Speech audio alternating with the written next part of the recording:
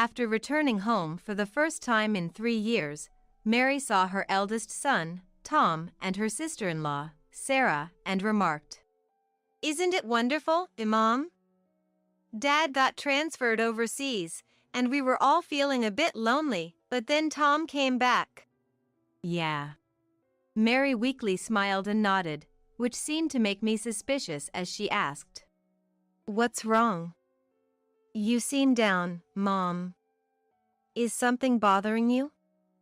I'm here to listen if you need to talk." "It's nothing. It's not something you need to worry about," I replied with the best smile I could muster. Mary decided to stay for a while. "I'm looking forward to it." When I said that, Mary blushed.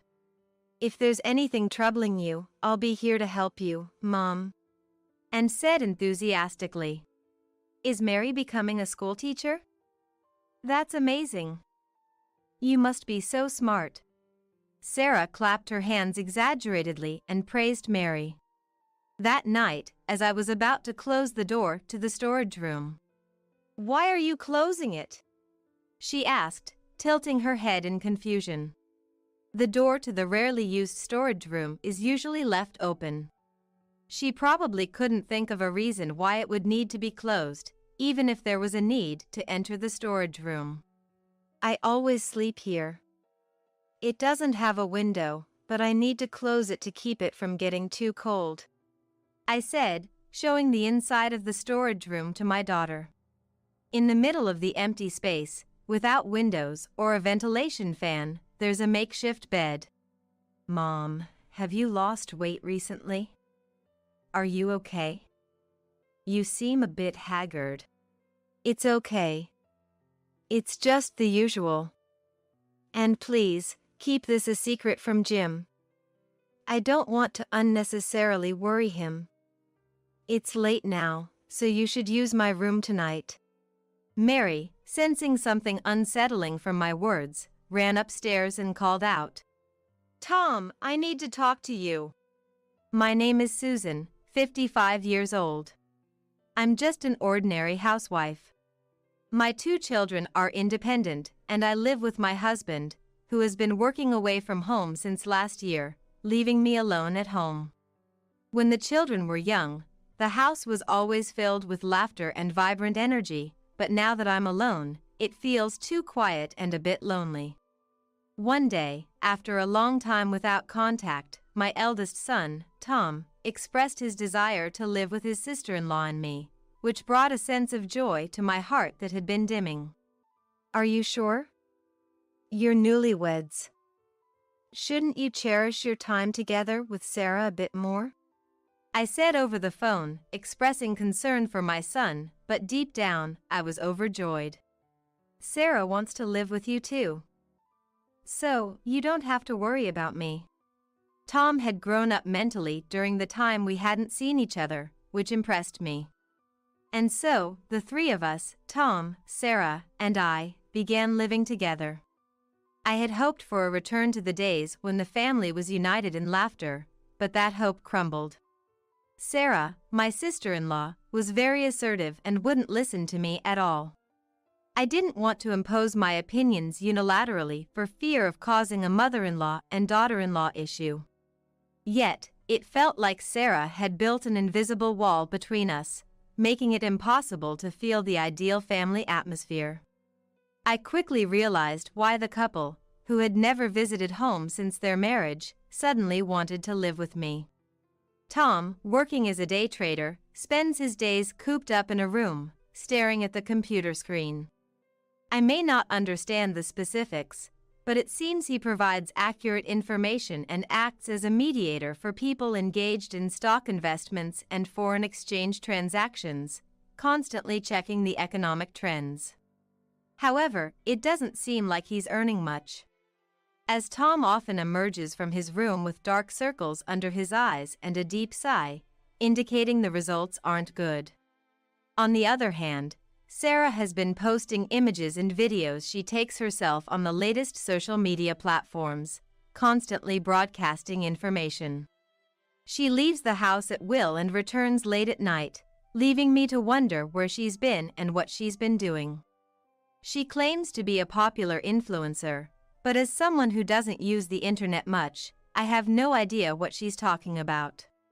Both boast about making a substantial income, but considering they ask me for an allowance every month, it's clear their financial situation is quite dire. In other words, their desire to live with me wasn't out of consideration for my old age or filial piety, but rather for financial stability. Tom and Sarah seem to think of me as nothing more than a cash cow. Around the time I realized their true intentions, my relationship with Sarah started to deteriorate into constant arguments. One day, as usual, Sarah went out to play and returned home in a taxi at 1 a.m., singing loudly. "Susan, sorry, but can you pay for the taxi?" I really wanted to yell at her that I'm not her ATM, but fearing to disturb the neighbors, I quickly paid the taxi fare. "What were you doing out so late?" "You're always so nosy." "I'm a celebrity, so I have social obligations, you know. It's strange to come home late every night. It would help if you could let me know in advance." "I don't have time for that. Middle-aged women who don't understand should just keep out of it." Sarah, angry, glared at me and tried to slap my cheek, but I managed to dodge it at the last moment. "You're dangerous. If you dislike me that much, why don't you just leave this house?" Sarah made an annoyed face and headed towards her room. "Wait a minute. We're not done talking." I tried to grab Sarah's arm as she was about to leave. Then Sarah shook off my hand and, loud enough for the neighbors to hear, threw herself into the corner of the room where the stored tissues were piled. "Ouch! Why do you have to be so mean, Susan? It hurts." Even though she clearly hadn't hit anything, Sarah pretended to rub her elbow in pain. Hearing the commotion, Tom came running down the stairs. "What's going on? What happened?" "Tom, you're still awake. You should rest soon. Are you okay for tomorrow?" Worried about my son who had been staring at the computer for work, I asked about his well-being. But ignoring his mother's concern, Tom rushed to the fallen Sarah. "Are you okay? What did Mom do to you?" "Susan is really terrible. I'm just tired from coming back from work, and she suddenly pushed me without even asking." The room was in disarray with tissue boxes scattered everywhere, and Tom glared at me angrily, taking Sarah's word for it. "Is that true? Why would you do something so awful?" "That's not true. I didn't do anything.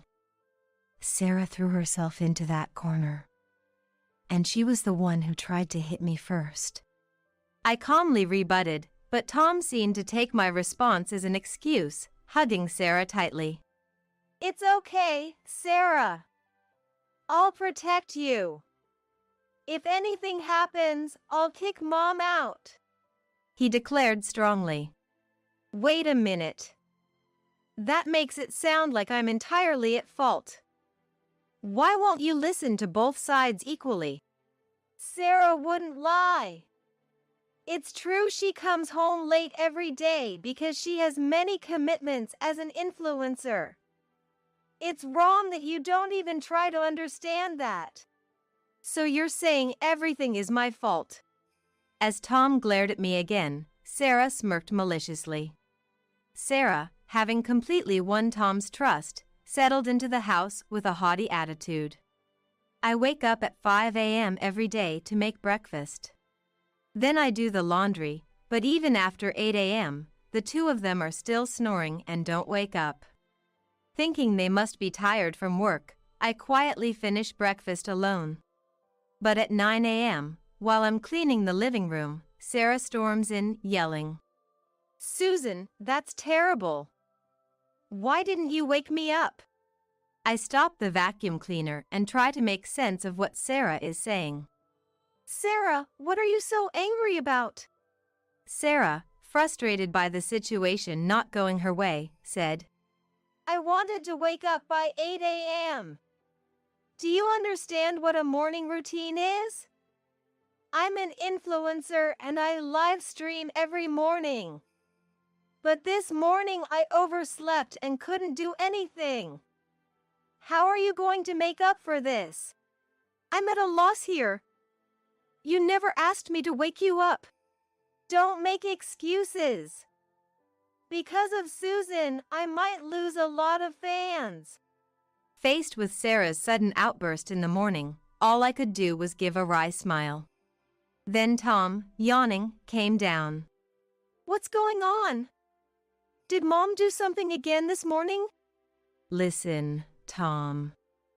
Susan did something terrible. Sarah went on to falsely tell Tom that I was jealous of her being a popular influencer and deliberately didn't wake her up, making up a story out of thin air.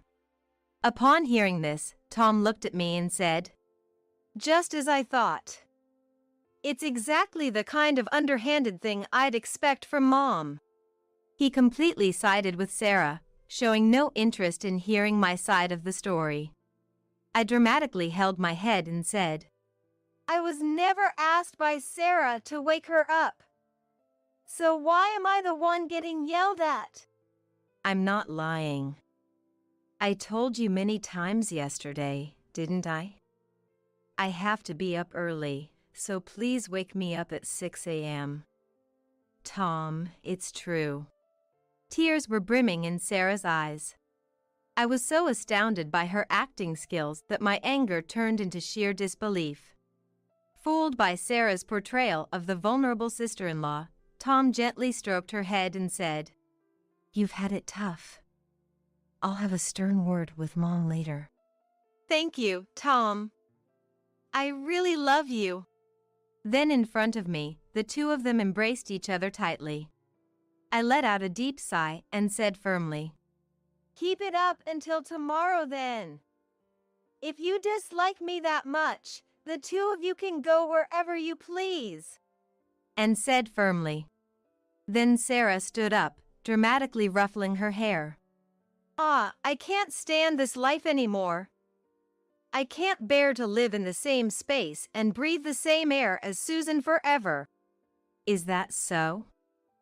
I'm sorry, I didn't realize you were suffering that much. Tom said, hugging Sarah again. That settles it then. If you two want to leave this house, I won't stop you. What happens to you is none of my concern. Sarah burst into laughter. No, you got it wrong. It's not us who should be leaving, but you, Susan. Why should I leave? This is my house. I countered in a calm tone. Then how about this? Mom can stay in the storage room. I was dumbfounded by Tom's bizarre suggestion. What? Do you even understand what you're saying? Why should I, the mother, have to confine myself to the storage room? Sarah doesn't want to breathe the same air as you, Mom. And we're not planning to leave. So, there's only one solution. Mom stays in the storage room, and everything's resolved. I'll say it again, this house was built by Jim and me. It's not me who should be leaving, but you too. Then Sarah picked up a chair and slammed it onto the floor, taking in a deep breath. Please, I'm sorry. Susan, I'll do the cleaning and cooking for you. Please don't hit me. She screamed loud enough for the neighbors to hear, pretending to seek help while smirking in a way that clearly mocked me. I wanted to cry, but I refused to give in to such foolishness. Do you really want it to be known around the neighborhood that you harass me every day? You shouldn't underestimate my influence. Sarah spoke condescendingly, as if she had one. I laughed it off and said, Go ahead. It's well known around here that you're a frivolous daughter-in-law. You might not know, but everyone's talking. I took a defiant stance to encourage myself. Sarah bit her lip in frustration, unable to counter any further. Tom came to Sarah's defense. "Then I'll tell Dad," he said in a suppressed, low voice, powerful enough to halt my momentum.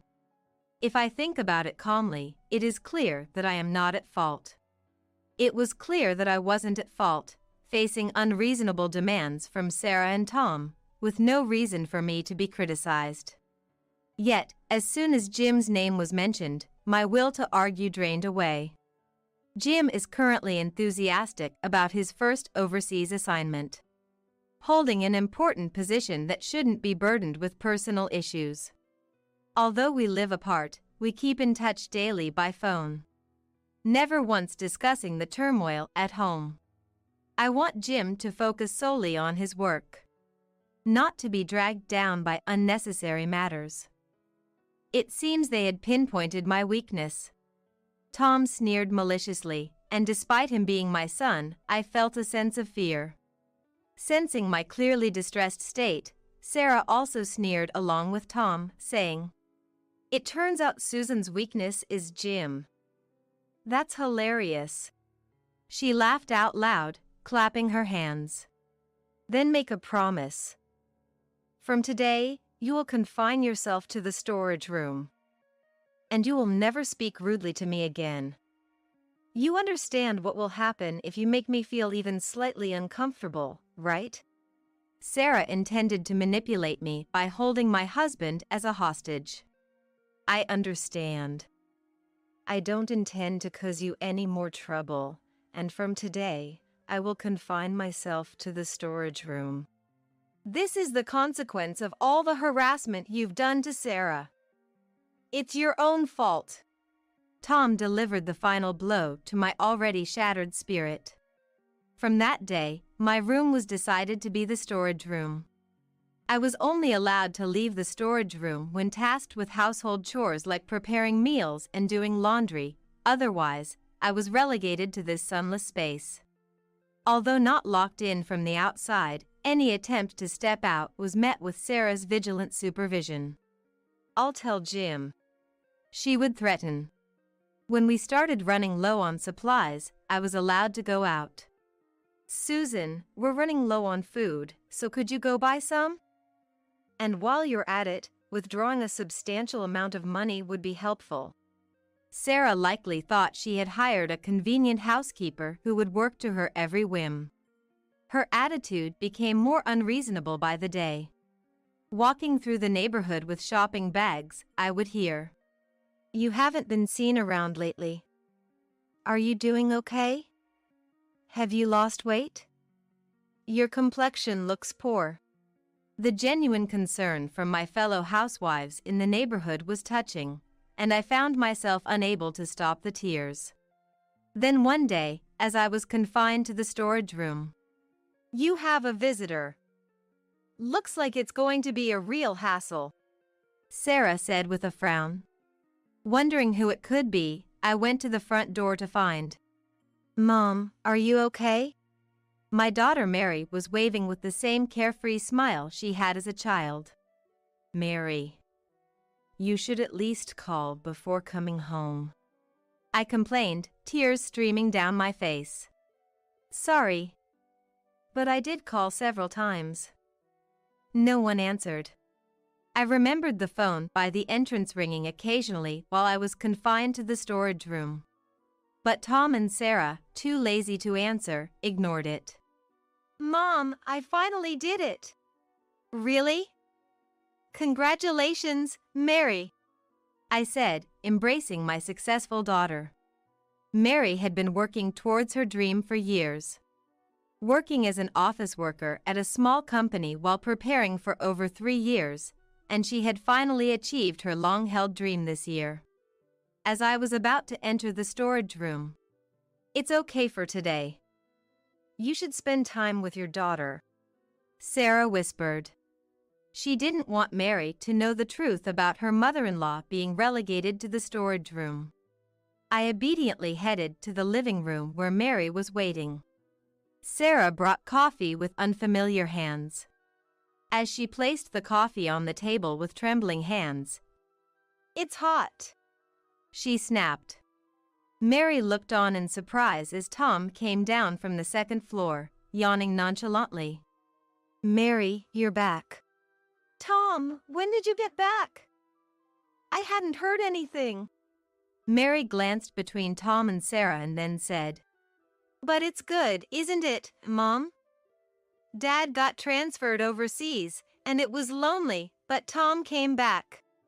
Yeah. Mary, sensing something was off with my weak smile, asked, What's wrong, Mom? You seem down. If there's anything bothering you, I'm here to listen. It's nothing. It's not something you need to worry about. I replied with the best forced smile I could manage. Mary decided to stay for a while. I'm looking forward to it, I said, and Mary blushed. If there's anything troubling you, I'll be here to help you, Mom, saying with enthusiasm. Is Mary becoming a school teacher? That's amazing. You must be so smart. Sarah exaggeratedly clapped her hands and praised Mary. That night, as I was about to close the door to the storage room.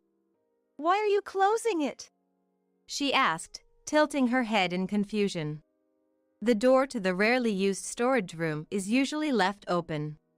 There probably wasn't any reason to close it, even if there was a need to go in. I always sleep here. It doesn't have a window, but I need to close it to keep it from getting too cold, I said, showing the inside of the storage room to my daughter.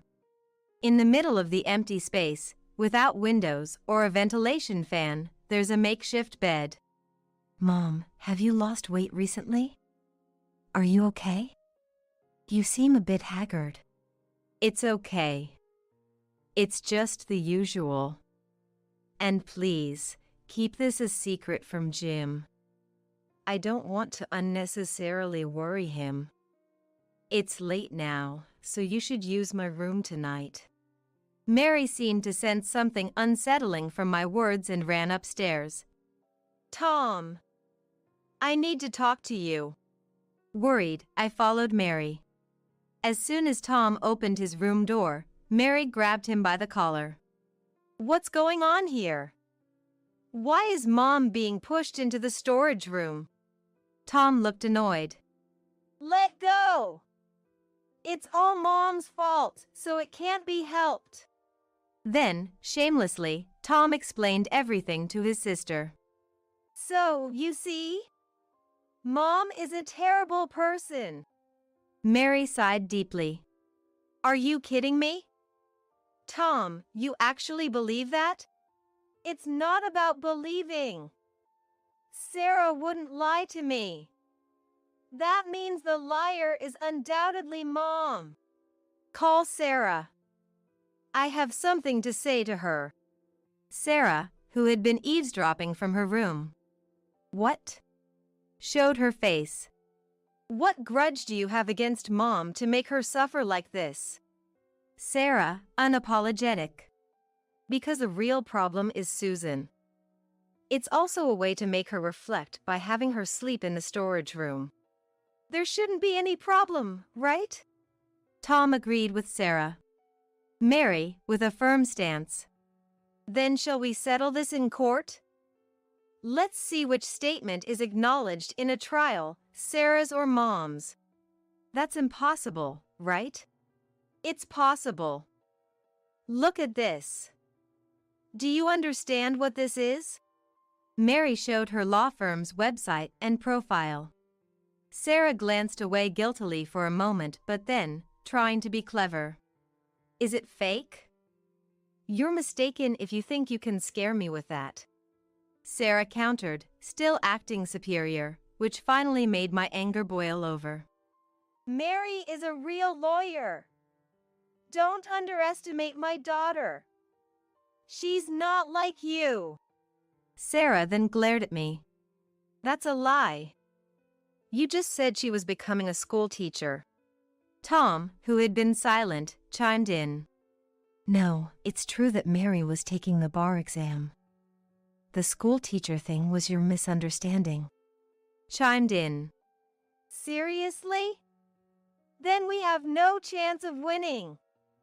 What do we do now? Sarah panicked. But that didn't mean Tom was on our side. That's cowardly. We're amateurs and you're a pro. It's childish to go to court over this. I think it's much more childish to force an unwanted parent into the storage room. Mary retorted strongly. Please, no court. Look, Mom can sleep in her own room from today. Please forgive us. I'm begging you. Please forgive me.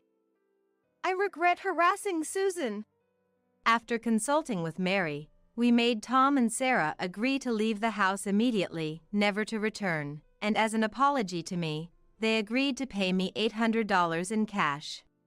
Sarah was reluctant to pay until the very end, but when I showed her a notebook I had secretly kept with detailed records of every harassment from Sarah, she turned pale.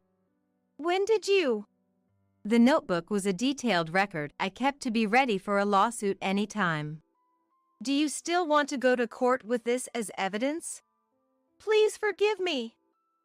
I'm sorry. Sarah ended up crying. After Tom and Sarah packed their belongings and left the family home, Mary whispered to me. I thought it was a bit lenient, but going through with a trial would have been too much trouble. I couldn't help but burst into laughter, too. But I'm grateful you were here for me. Thank you. Months later, as Mary took her first steps as a lawyer, Sarah unexpectedly showed up at her door. With bloodshot eyes, Sarah pleaded with Mary. Tom is divorcing me and demanding a huge settlement. Help me. Seeking aid from Tom's sister, of all people. The cause, it turned out, was Sarah's infidelity. The affair with another man started long before she married Tom and continued in secret even after their marriage.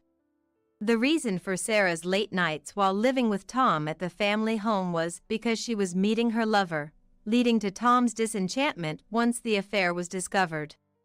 A divorce would have been manageable, but with her meager income from video streaming, Sarah's future looked bleak.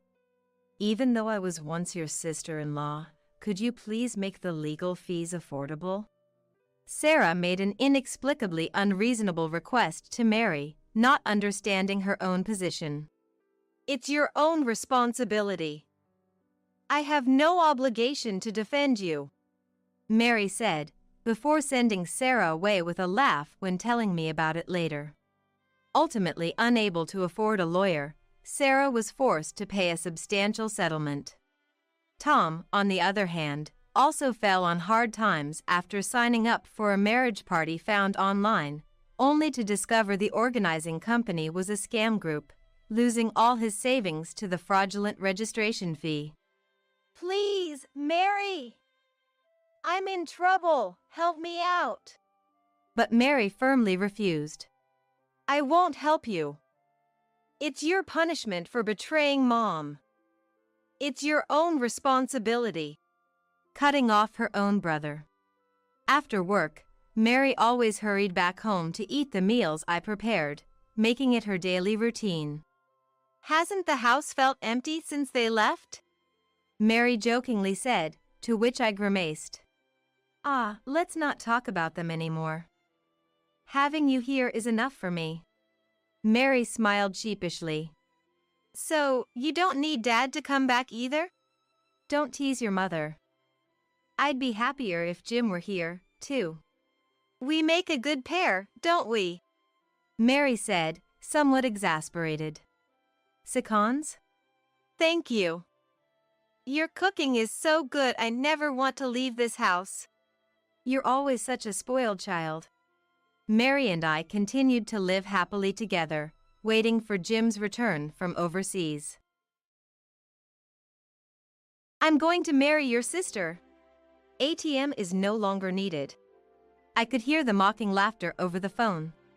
But I didn't let out a surprised sound. I thought if I played into their hands, it would weaken my position.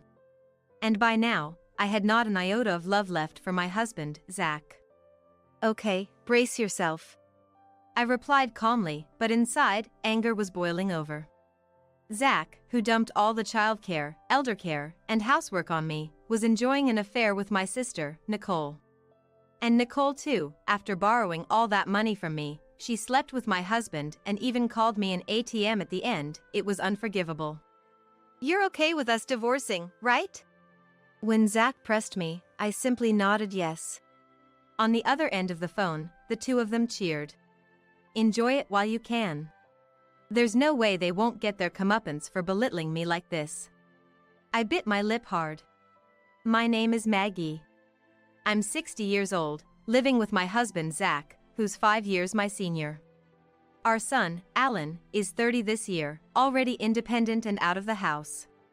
I was working part-time at a grocery store until recently, but due to the recent surge in prices, I was forced into early retirement for cost-cutting. The manager, who was very kind since I worked there for many years, even gave me a severance package despite being part-time. It's a bit sad to retire before reaching the age of retirement, but working at the grocery store definitely helped me grow. So I'm very grateful to the manager who continued to employ me. One might think I'm set for a slow life in retirement, but actually, I'm having some domestic issues. Well, more with Zach than with the household. With our loveless and distant marriage, I'm very anxious about living together for many more years. Why did it come to this? Let me start from the beginning. I met Zach over 40 years ago. Back then, I was a student job hunting, talking to various industry veterans. Most of them were seniors from the newspaper club I was part of. At a club drinking party, many alumni, including Zach, would show up.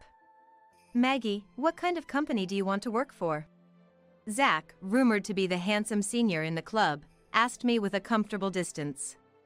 I honestly told him I wanted to work for a stable company. "How about the bank I work at?" "Banking's probably the most stable, right?" "Indeed, it seems like a solid job." While my response was cliché, I was happy Zach invited me to his bank.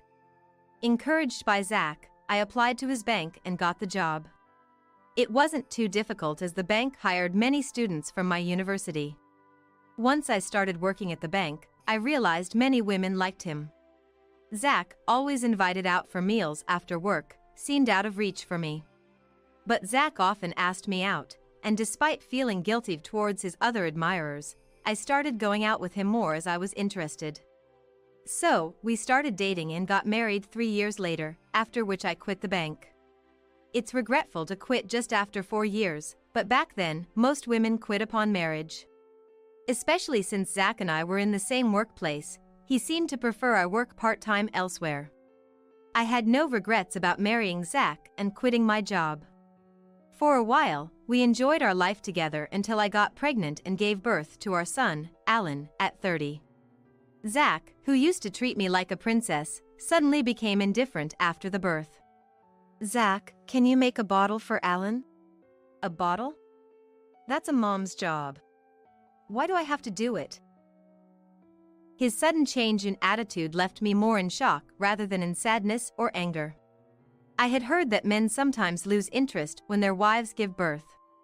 But I thought that was a story for only a small fraction of couples.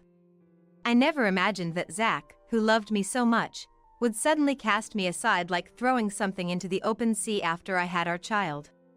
From then on, every day was a whirlwind. Zach continued to refuse to help with the baby. "Taking care of the baby is a mom's job. Plus, you're a housewife, so it's natural for you to take care of it. I'm busy with work." Zach had his plausible reasons, but they didn't satisfy me. "But it's my first time too, and raising the baby alone is hard work." As I countered while watching Zach's reaction, he glared at me. "If it's that hard, why don't you go to my dad's? Dad's free and can help you out." "To your father?" "Yeah, that's right." I was utterly shocked by Zach's suggestion. Zach's mom had passed away early, and only his dad, Bob, was left, who recently had trouble with his legs and might need to go to a care facility.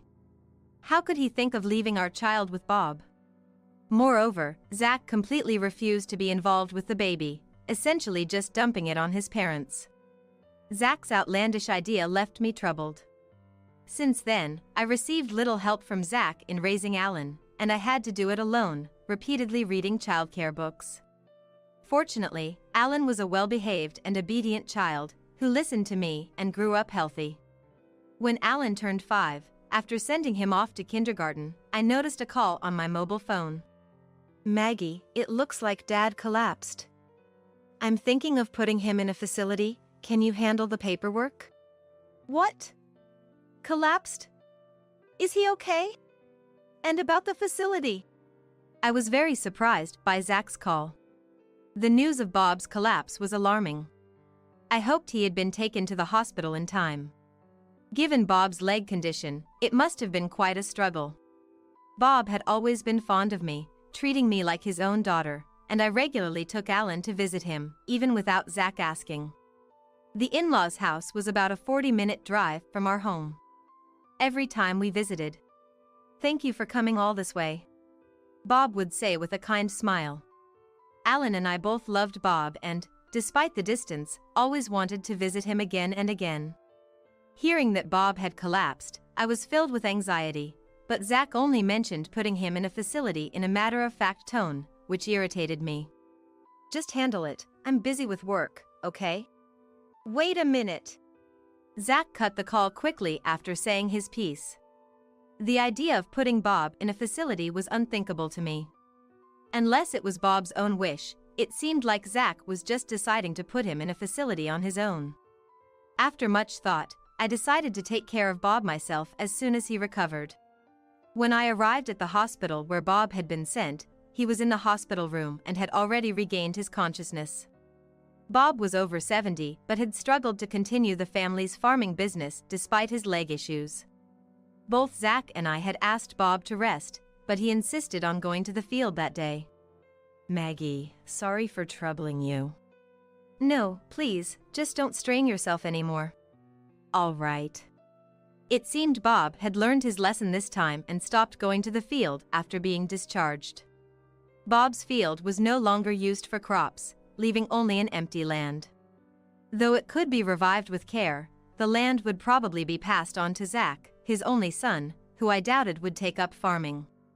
I felt sorry for the neglected field but thought it was for the best if it meant Bob wouldn't strain himself further. After that, I started caring for Bob, visiting the in-laws' house about 3 times a week. I also began working part-time at the grocery store around that time, juggling work, childcare, caregiving, and household chores. For childcare, I switched Alan from kindergarten to daycare with extended hours, managing to make time. I worked 4 mornings a week till after lunch and then went to the in-laws' house. After caring for Bob, I would pick up Alan from daycare, go home, and make dinner. It was very challenging initially due to inexperience. Though it became slightly easier as I got used to it, I didn't realize how tired I was becoming. I had no time to talk to Zach and was overwhelmed just dealing with the tasks at hand. 10 years passed in this manner, and I turned 45, Zach 50. By then, Alan had become a teenager and often rebelled against me. But I saw this as a sign of his growing independence and, while feeling a bit lonely, I was happy about his growth. However, Alan never showed any defiance towards Zach. In fact, he hardly ever spoke to him. Zach had abandoned any childcare responsibilities from Alan's birth, leaving everything to me, so it seemed Alan didn't really think of Zach as his dad. It was around this time that our loveless and distant family relationship reached a critical point. The catalyst was a call from my sister, Nicole. "Hi, Maggie. I just got back from a trip to Hawaii with friends and I've got some souvenirs for you. Can I drop by your place?" Nicole, my elder sister by 3 years, has always been reckless with money and had a fiery temperament, making us quite incompatible. She always wore flashy makeup and was more beautiful than me. I was suspicious of her intention to give me souvenirs but couldn't refuse her kind gesture and agreed. When Nicole came over the weekend, she handed me the souvenirs, which I realized were not from Hawaii and were clearly common sweets available locally. I chose to stay silent, thinking that pointing this out would only upset her. "Hey, Maggie. I'm short on cash this month. Can you lend me some money? Suddenly visiting with a fake souvenir and now this, I wondered what she was up to. Lend you money. Why? I suspected it was just Nicole's usual spending habits leaving her broke. Well, I've been feeling unwell lately. The doctor said I might need to be hospitalized. But I don't have insurance and can't afford the hospital and treatment costs. Nicole, sounding feeble, left me speechless. What kind of illness required hospitalization? I silently stared at Nicole, who looked at me pleadingly. Okay. Just pay me back after your treatment. Thanks. Sisters are the best. Nicole's face lit up as she shook my hand. Despite our differences, she was my sister and I wanted her to get well soon if she was ill.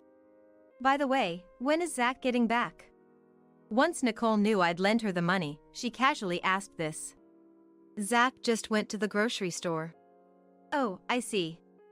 I'll just say hi then and leave. Right then, the front door opened and Zach returned. Hey, Zach. Oh, Nicole. You're here. Yes, just had something to discuss with Maggie. But I'm done now and will be leaving. As Nicole stood up and passed by Zach, she seemed to whisper something in his ear. After Nicole left. What did Nicole say to you earlier? I asked, but nothing important. Zach evaded the question. I remained curious but soon forgot about it. The discovery of Zach and Nicole's affair happened a month later. I planned to visit Bob that day, but work got extended, so I postponed my visit to the in-laws' house to the next day and went home as usual. Alan was at the library, so only Zach should have been home. Why are there women's shoes here? As I took off my shoes at the entrance, I noticed a familiar pair of heels. They were the high heels Nicole wore over the weekend. Entering the house, the living room was empty, which relieved me momentarily. But then, from the bedroom, I heard faint, indiscreet voices of Zach and Nicole. What are they doing? I considered confronting them right then but hesitated at the last moment. What if Zach demands a divorce after being exposed? Alan wouldn't want to live with Zach. But I wasn't confident I could afford Alan's education fees alone. If we were to divorce, I wanted to wait until Alan had graduated from college. Frustrated, I decided to leave the house, pretending I saw nothing. Instead, I gathered evidence of the affair, taking photos of their traces and secretly saving the exchanges between Zach and Nicole from his mobile phone. It appeared they had been having an affair for about 6 months. Despite the anger boiling inside me, I reminded myself it was for Alan and endured, not exposing the affair. Another 15 years have passed since then, and Alan is now part of the working world. After graduating from college and leaving his first job early, Alan set up his own business and is now working hard as its president. And as the story goes, I had retired from the grocery store, but I was working a little at Alan's company. I had been giving Nicole money for her treatment bit by bit, but when her requests became too persistent, I grew reluctant to lend more and started ignoring her calls. In fact, the signs of Nicole and Zach's affair had disappeared about a year after it came to light. Zach probably got bored of Nicole. He changed his mind and chose to stay married to me. Knowing this, I couldn't bring myself to pursue the matter of the affair anymore and decided to pretend it never happened. But I realized my naivety when I heard about Bob's death. I got the news about Bob from Zach during the day. Bob had lived a long life until 95, but I was deeply shocked by the loss of Bob, who I had cared for so long. Bob, unlike Zach, was kind and considerate, so his passing felt like losing my own parent. Yet even then, Zach said, "Dad seems to have accumulated a lot of wealth, so that's exciting." Laughing. I was so angry that I thought of giving Zach a piece of my mind, but then I heard a woman's laughter from nearby. Oops, did she realize we're together? I was chilled to the bone at the sound of Nicole's voice. Had Nicole and Zach's relationship not ended after all? For 15 years, they had continued their affair without my knowledge. Realizing this, they seemed like an incomprehensible entity to me. I'm going to marry your sister. ATM is no longer needed. I could hear the mocking laughter over the phone. But I didn't let out a sound of surprise. I thought if I played into their hands, it would weaken my position, and by now, I had not an iota of love left for Zach. Okay, brace yourself. I replied calmly, but inside, anger was boiling over. Zach, who dumped all the childcare, elder care, and housework on me, was enjoying an affair with Nicole. And Nicole too, after borrowing all that money from me, she slept with my husband and even called me an ATM at the end. It was unforgivable. You're okay with us divorcing, right? When Zach pressed me, I simply nodded yes. On the other end of the phone, the two of them cheered. Enjoy it while you can. There's no way they won't get their comeuppance for belittling me like this. I bit my lip hard. After Bob's funeral, I filed for divorce as promised. When I informed Zach, he seemed so delighted that it felt like he was doing it on purpose. Now that we're divorced, you should leave this house as soon as possible. Me leave? I asked, surprised, and Zach nodded as if it were obvious. I'm going to live with Nicole, and you'll be living alone. This house is too big for one person. Anger turned to disbelief, and I said, okay. Too weary to argue, and agreed to Zach's demands. Though upset, I had already considered my living situation before the divorce. Leaving our home, I headed to Alan's, who was living independently. I had contacted Alan beforehand, and he welcomed his mom, who had just left Zach, with open arms. He's truly a kind son. I resolved to work even harder at Alan's company. A few days later, a man claiming to be a lawyer contacted me. When I went to the specified location, Zach, Nicole, and the lawyer were seated. I am in possession of a will left by Zach's dad, the lawyer said, and took out the will signed by Bob from his bag. I was surprised as I didn't know Bob had left a will. As Zach's only child, he was the legal heir to Bob's assets. Being no longer Zach's wife, I had no claim to any inheritance. Why was I called then? As I wondered, the lawyer read the will. Its contents were astounding. Bob had left half of his assets to me. That meant the field Bob owned was now part of my estate. While Zach would inherit the other half due to his legal share, he had surely not expected me to inherit anything. Why does Maggie get half of the inheritance? I'm his only son, I should receive it all. Dad was very grateful to Maggie for her selfless care, even though they were not related by blood. He meant it as a thank you. Bob. I was deeply moved by Bob's thoughtfulness. What the heck is this?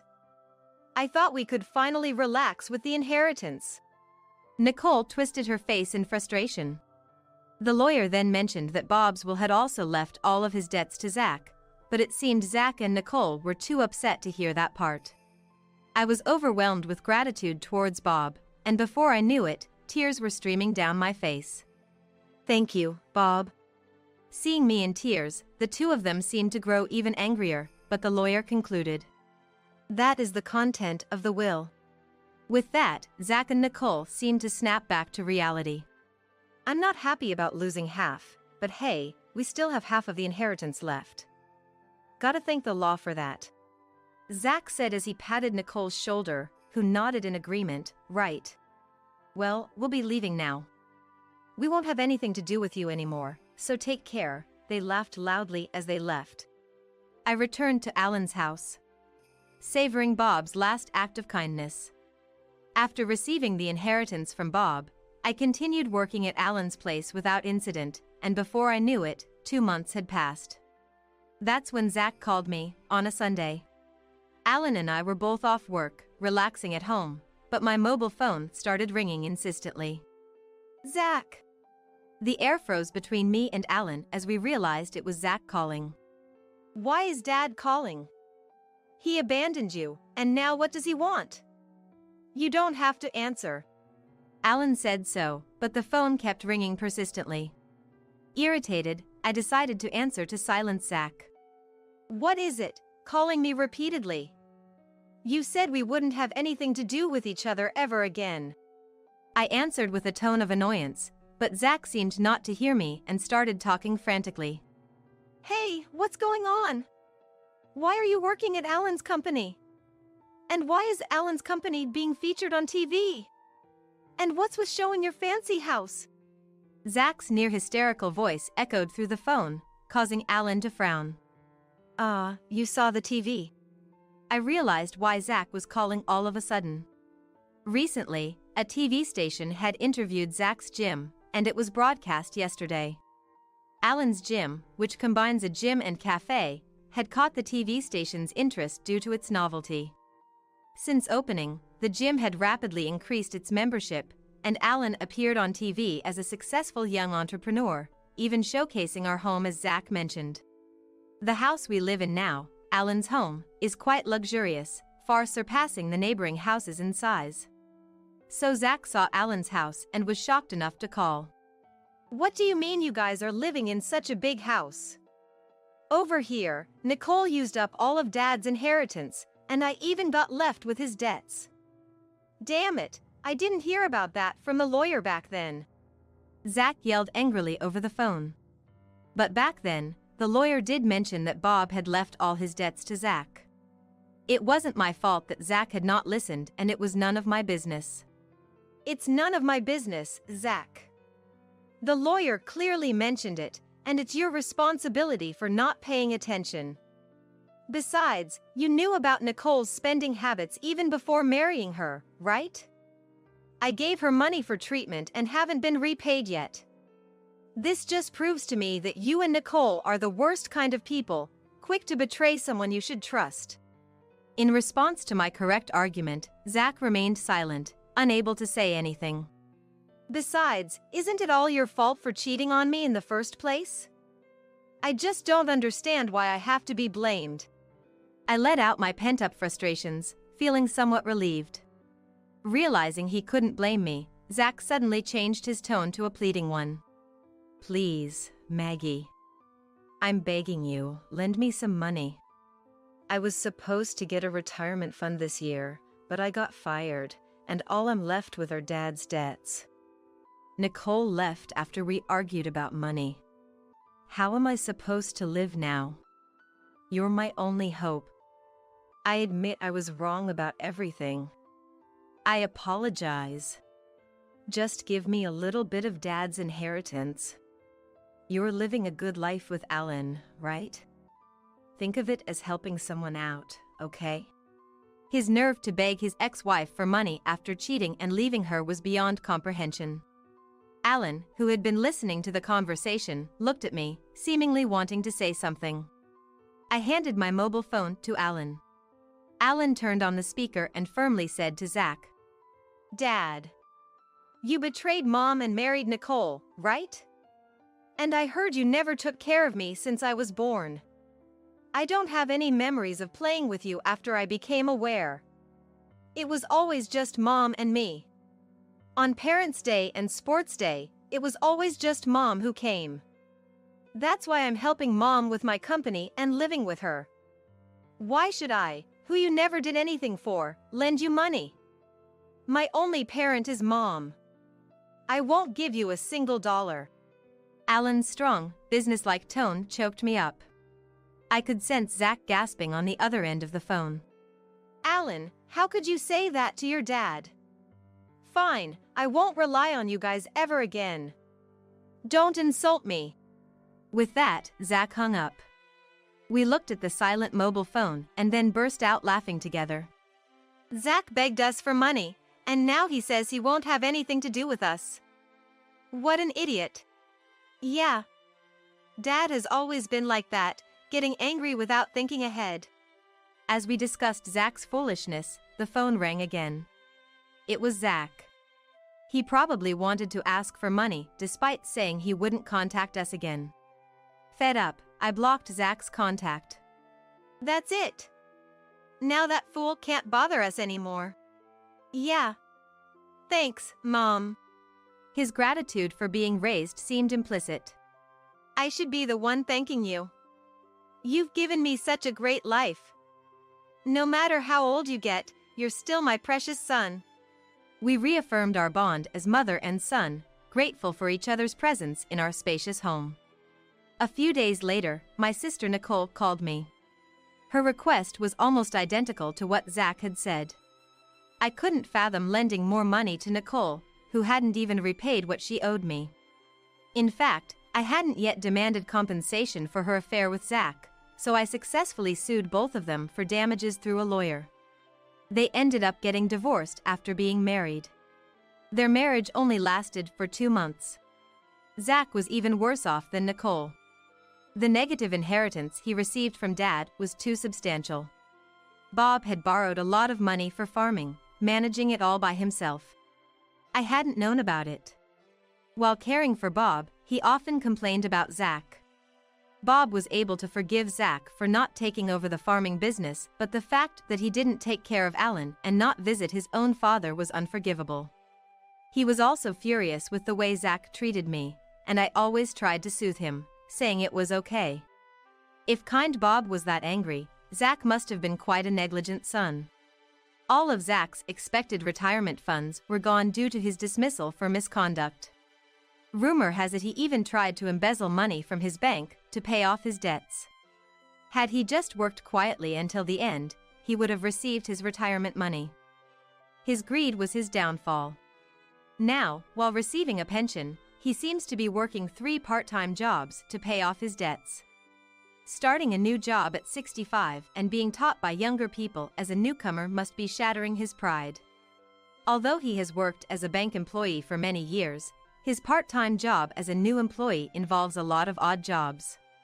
A hard adjustment for someone who never did housework, childcare, or elder care. He'll likely give up soon enough.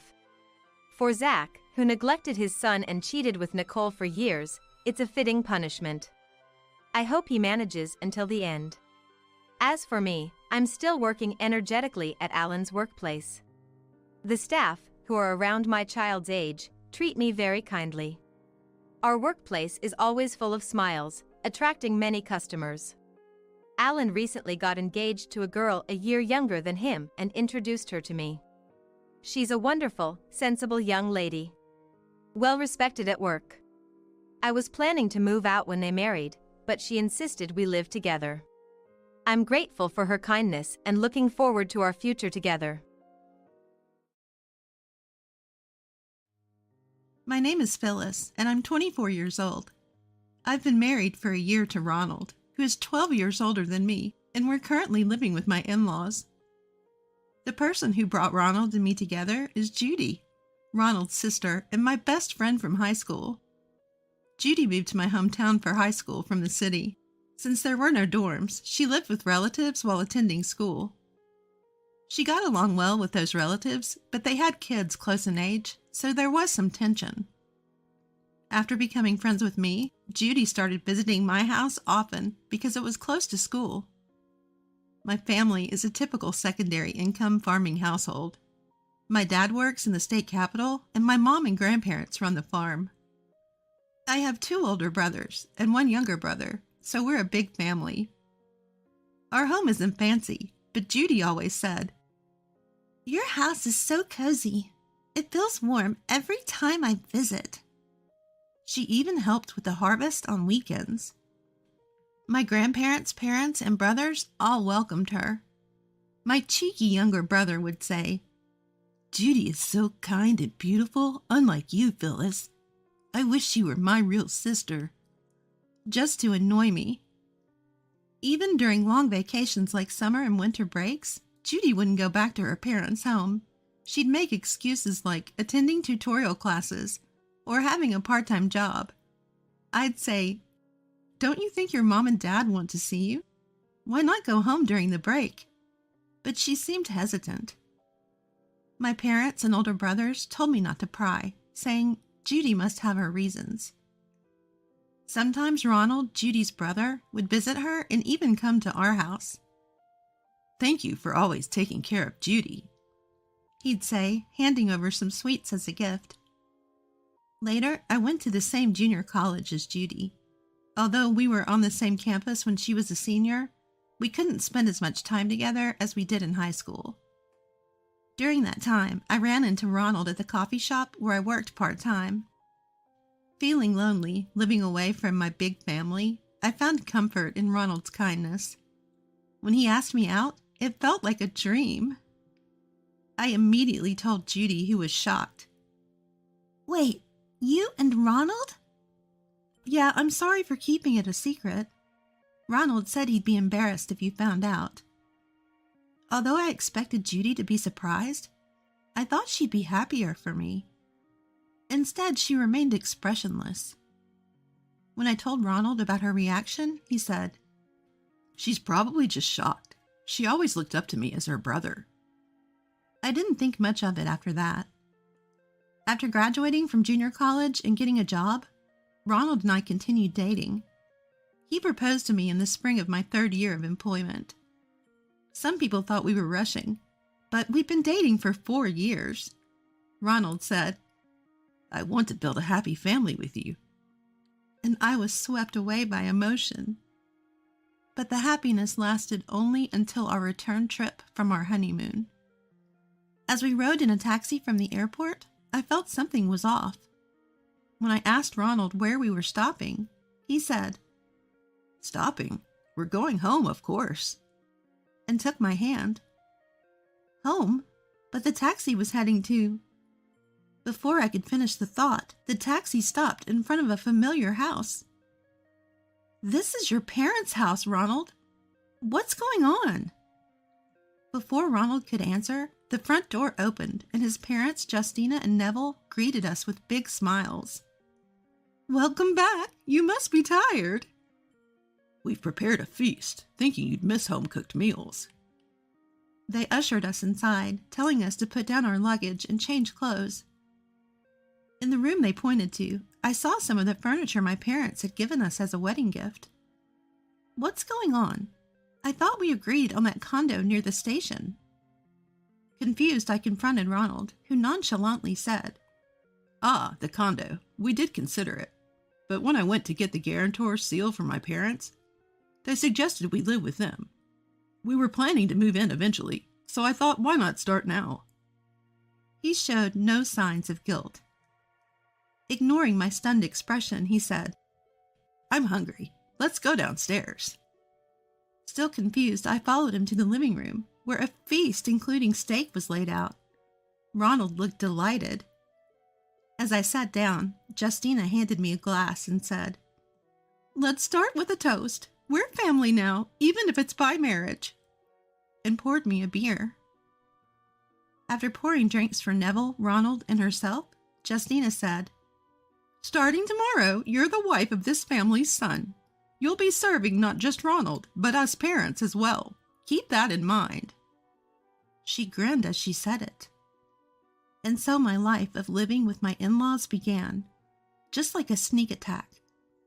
It was exactly as Justina had declared. A life of servitude to my in-laws and Ronald. First thing in the morning, I had to prepare breakfast by 6 a.m. for Neville, who had taken early retirement and enjoyed morning walks. The menu was extensive: croissants and coffee for Neville, oatmeal and smoothies for Justina, and toast and tea for Ronald. In between, I had to do laundry, clean, and prepare lunch for Neville. I had to wake up at 5 a.m. and didn't have a moment to sit down until I left for work. If I worked overtime, I'd get scolded. I'd skip lunch, sipping nutritional drinks at my desk, and rush home to clean the bathroom. Then, without a break, I'd clean up the dishes and glasses my in-laws had used and prepare dinner. However, I wasn't allowed to sit at the table until Ronald came home. "It's unthinkable for a wife to eat alone. You should wait for Ronald. We won't allow you to let him eat alone." That was the strict rule. Even if Ronald went to a bar with colleagues after work, I had to wait for him. Whether it was 1 a.m. or 2 a.m., without eating or showering. After 6 months of this life, I lost weight and was flagged for further tests during a health check. When I told Ronald, he said, "You were a bit chubby to begin with. It's good you lost weight," showing no concern. The only person I could think to talk to was Judy, but she never came near this house, which should have been her home. Her room had even been turned into a storage space. I thought about messaging her on WhatsApp, but she probably wouldn't want to hear bad things about her parents or brother. Besides, she had seemed somewhat cold during our wedding and reception, perhaps still resenting that I took her brother. Unable to send the half-written message, I just deleted it. A year after getting married, I realized I was pregnant. By this point, I was physically and emotionally drained. Rather than feeling joy, I was overwhelmed with worry. Certainly, morning sickness changes the game. It might sound strange, but the worse the morning sickness got, the more I felt like it was an SOS from the baby inside me, like it was saying, "Come on, Mom, get it together." And with that thought, my resolve to protect this child at all costs grew stronger. Despite ongoing struggles with morning sickness and poor health, I decided to take an early leave from work, thanks to the advice from colleagues and my boss. No more dealing with rush hour, but Justina warned me. "Seriously, don't think you can slack off on housework just because you're pregnant." What made it even harder was meal prep. The smell of cooking meat wasn't the only thing triggering my morning sickness. It was also the smell of the pickled cabbage that Neville insisted we always have in stock. I tried wearing a mask and other measures, but nothing helped. When I asked Ronald for support, he said, "Why are you telling me? Don't gag in front of the family. It's making me lose my appetite." But it's not like I could control the gagging. In the end, taking time off work didn't help. My morning sickness got worse, and I couldn't even eat properly due to poor health and fatigue. Still, I had to get nutrition for the baby's sake. I managed by making easily digestible foods like yogurt and soup. But even that seemed to annoy Justina. "What's with the attitude? Trying to show off how weak you are?" she said, pushing leftover fried foods and spicy meat dishes on me. I tried to eat them, but I couldn't hold back the nausea and ended up vomiting. This only fueling Justina's anger, making everything worse. As the days went by, the stress seemed to accumulate, and my appearance changed drastically. My hair lost its shine and became tangled.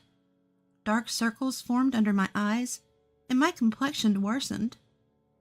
To make matters worse, to prevent ticks and mold as Neville insisted, I had to carry the bed mattress from my in-laws' bedroom to the wooden deck almost every day when the weather was good.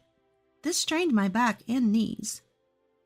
Seeing me crawl around because of the pain, Ronald and Justina mocked me together. "What are you doing?" "Acting like an old person." "Seriously, you look like you've aged 20 years. They laughed, showing no concern at all. Around this time, Ronald got busy with a big project and started spending more time away from home. He was the only one in my in-laws' house who would take my side. With Ronald gone more often, I had no one to turn to when I felt abdominal pain in the middle of the night. I had to endure it until morning, when I could finally make an appointment at my maternity clinic. But even that was stopped by Justina. Apparently, she'd been criticized for not taking good care of me, saying I looked skeletal from going to the hospital so much. "Because of my incompetent daughter-in-law, people are gossiping that I'm mistreating you. I'm too embarrassed to even go out," she exclaimed. From then on, she forbade me from going to the clinic unless she accompanied me. Even for prenatal checkups, I had to beg her to let me go. If I felt suddenly ill, she'd say, "You'll get better if you just endure it a little." And I had no choice but to wait for natural recovery. Around the same time, my dad, who was coming nearby for work, called to say he'd like to visit me at my in-laws' house. Justina sharply responded, "Once she's married, she's not your daughter anymore. Don't interfere."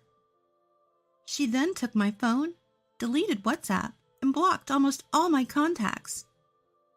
"Who knows what you might say about us if you keep those unnecessary connections," she warned. "If you unblock them, you'll regret it." she added, tossing my phone back at me. I sat there drained, feeling like I was trapped in an invisible cage. That thought just kept running through my head. From then on, I became a robot, doing whatever my in-laws and Ronald told me to do. I neither cried nor laughed, just mechanically did the housework. But one day, during a prenatal checkup that Justina reluctantly accompanied me to, my weight and blood pressure readings were so bad that the doctor strongly advised overnight hospitalization. Justina protested vehemently, but the doctor insisted. If you neglect the mother's health, a safe delivery is out of the question. Either she stays overnight for thorough testing, or we can't assist with the delivery. Thanks to the doctor's firm stance, I was able to spend a peaceful night in the hospital bed. Having meals made for me, lying in a bed without snide comments, every moment of it was a blessing. But that dreamlike time was short-lived. The next morning, my in-laws came to the hospital as soon as they heard the test results were out. Ignoring the doctor and midwife's advice about improving my nutrition and accumulated fatigue, they took me back home. What a quack doctor! Pregnancy isn't a disease. There's no need for all this fuss. Exactly. We don't need a doctor like that. Then they ordered me to catch up on all the housework. Once that was done, they told me to call the hospital and say, I won't be coming in anymore because I'm going back to my parents' house to give birth. When I heard that, I couldn't help but feel joy and asked, Really? I can go back to my parents' house? But when I saw them smirking and saying, Of course not. We can call an ambulance if needed, I felt like the floor tilted beneath me. However, considering the baby, I couldn't agree to stop the prenatal checkups. I waited for Ronald to come home and begged him to talk to his parents. But when he came home drunk, he said, What's the point of prenatal checkups? If my experienced mom says you're just being needy, she must be right. He then fell into bed and started snoring. Seeing this, I felt even more trapped in despair. The next morning, I woke up from a short sleep and noticed something was terribly wrong. What's happening? It shouldn't be this dim in the early morning. But even the light through the curtains was blinding. I couldn't keep my eyes open. Even when I got used to the brightness, my eyelids twitched and my vision was foggy. I groped my way downstairs to find the first aid kit and hurriedly applied eye drops. But nothing changed. When I cautiously checked each eye, I realized I couldn't see anything with my right eye, as if I had gone blind. Ah! The moment I screamed in terror, my hand hit a vase, knocking it over and shattering it with a loud crash. Hearing the crash, my in-laws and Ronald woke up in a bad mood. When I told them I couldn't see out of one eye, they scoffed. Who's going to believe such a lie? You're not getting any sympathy here. What on earth are you thinking, making noise this early? This vase was expensive. What have you done, you failure? They just berated and mocked me, then saying things like, We were supposed to have a leisurely morning before leaving, and Don't want to miss our flight.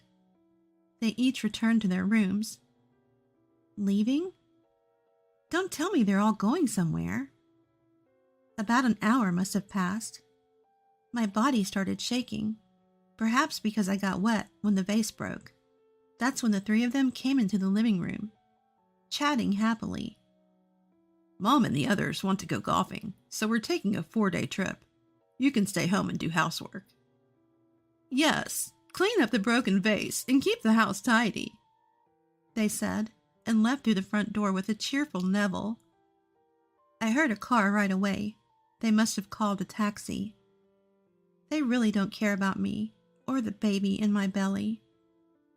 As soon as I thought that, tears started flowing uncontrollably. I don't know how long I sat there crying. The shaking stopped, perhaps because I had gotten cold, but now I was losing sensation from the tips of my hands and feet. I can't just sit here crying. I need to change clothes. But with my blurred vision, I couldn't judge distances well, and was afraid to step on the shards of the broken vase. Just then, the doorbell rang repeatedly, followed by the sound of someone turning the doorknob. Who? As I wondered, I heard the door open and multiple footsteps approaching. 5 days had passed since Ronald and the others left for golfing in their trip.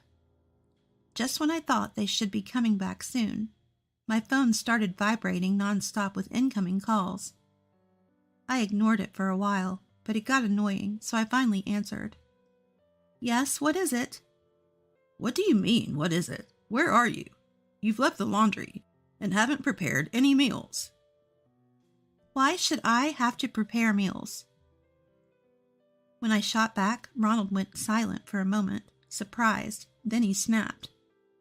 Just get back here now. We're tired from our trip. Why should I have to take care of you just because you're tired from your trip? When I retorted again, this time my in-laws, who seemed to have snatched the phone from Ronald, took turns yelling.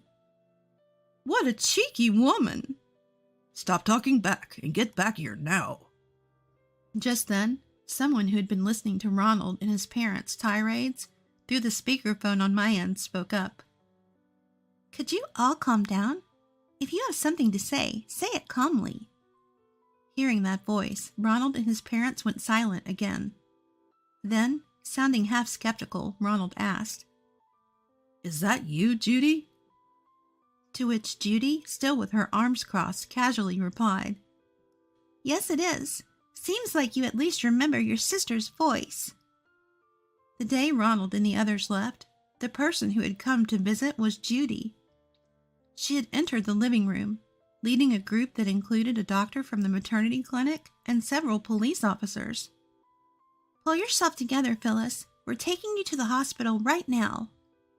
The moment I heard Judy's voice and felt her warm hand on my back, my consciousness faded. When I woke up, I was in an ER room, with Judy sitting in a chair next to me looking concerned. Judy? Was that not a dream?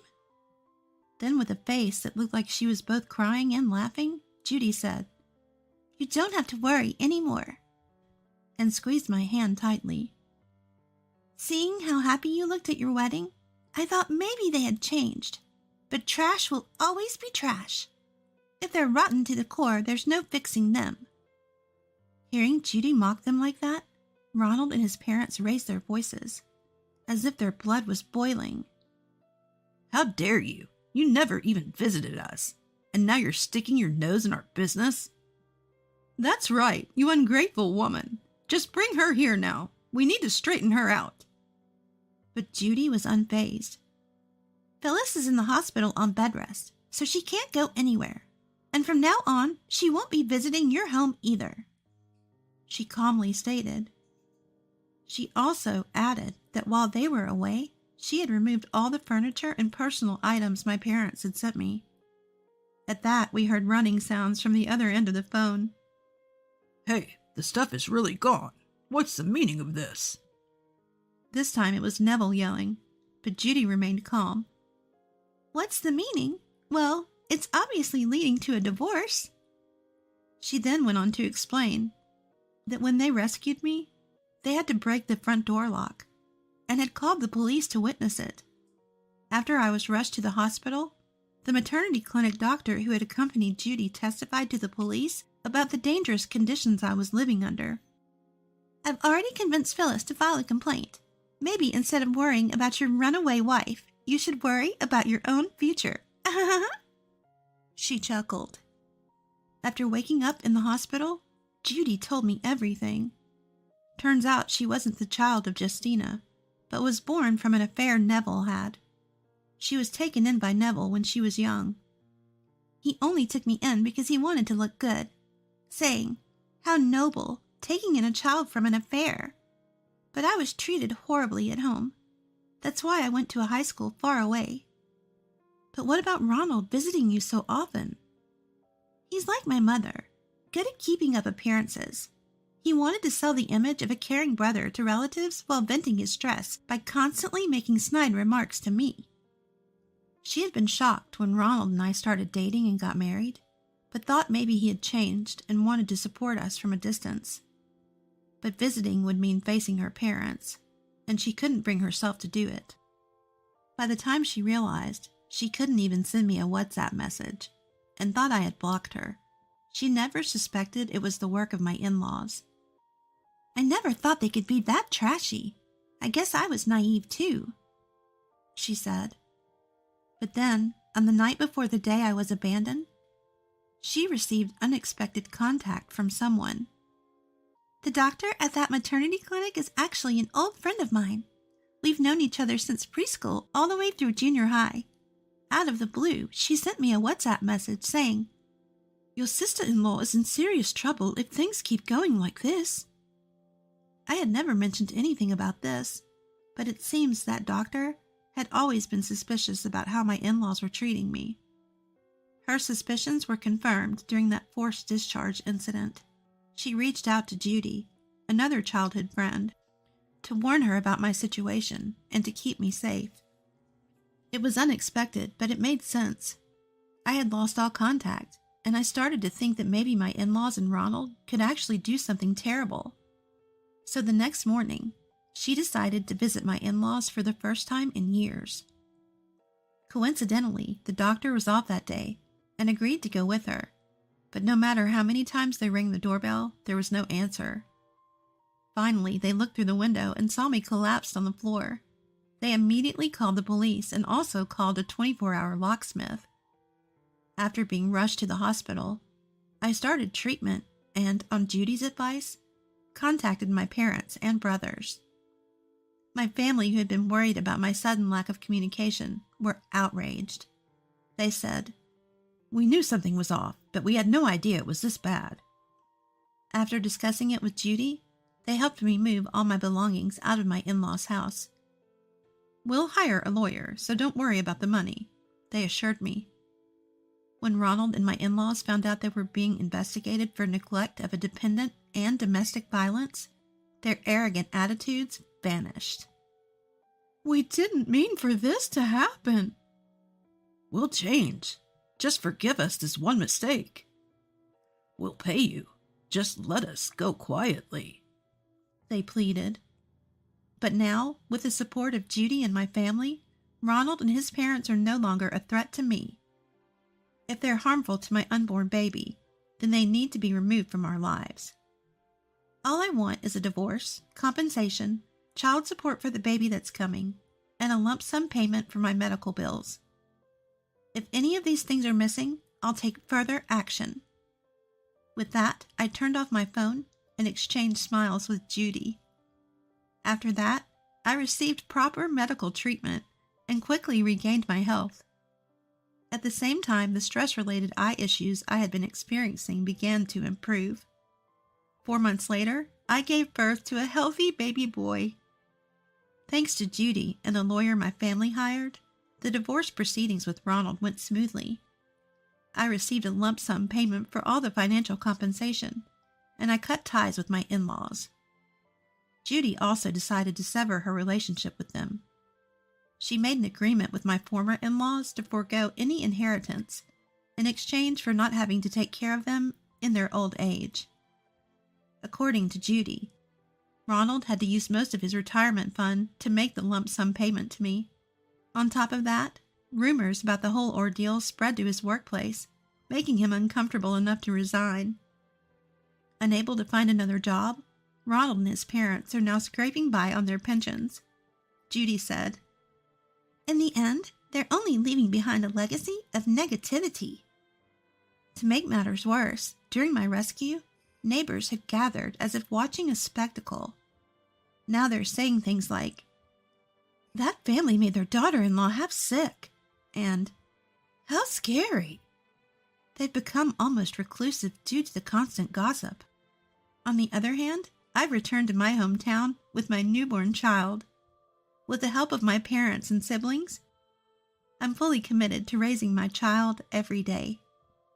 I hope my child grows up to be genuinely strong, never forgetting to be grateful and compassionate to those around him. Welcome back, both of you! You must be hungry, right? Today I've cooked up some pasta with all my skills. Megan, my daughter-in-law, who had never cooked before, said as soon as she returned home. This is clearly a sign of something. Oh wow, it looks delicious. Mom would think so too. My son Johnny commented. Indeed, the pasta on the table looked appetizing.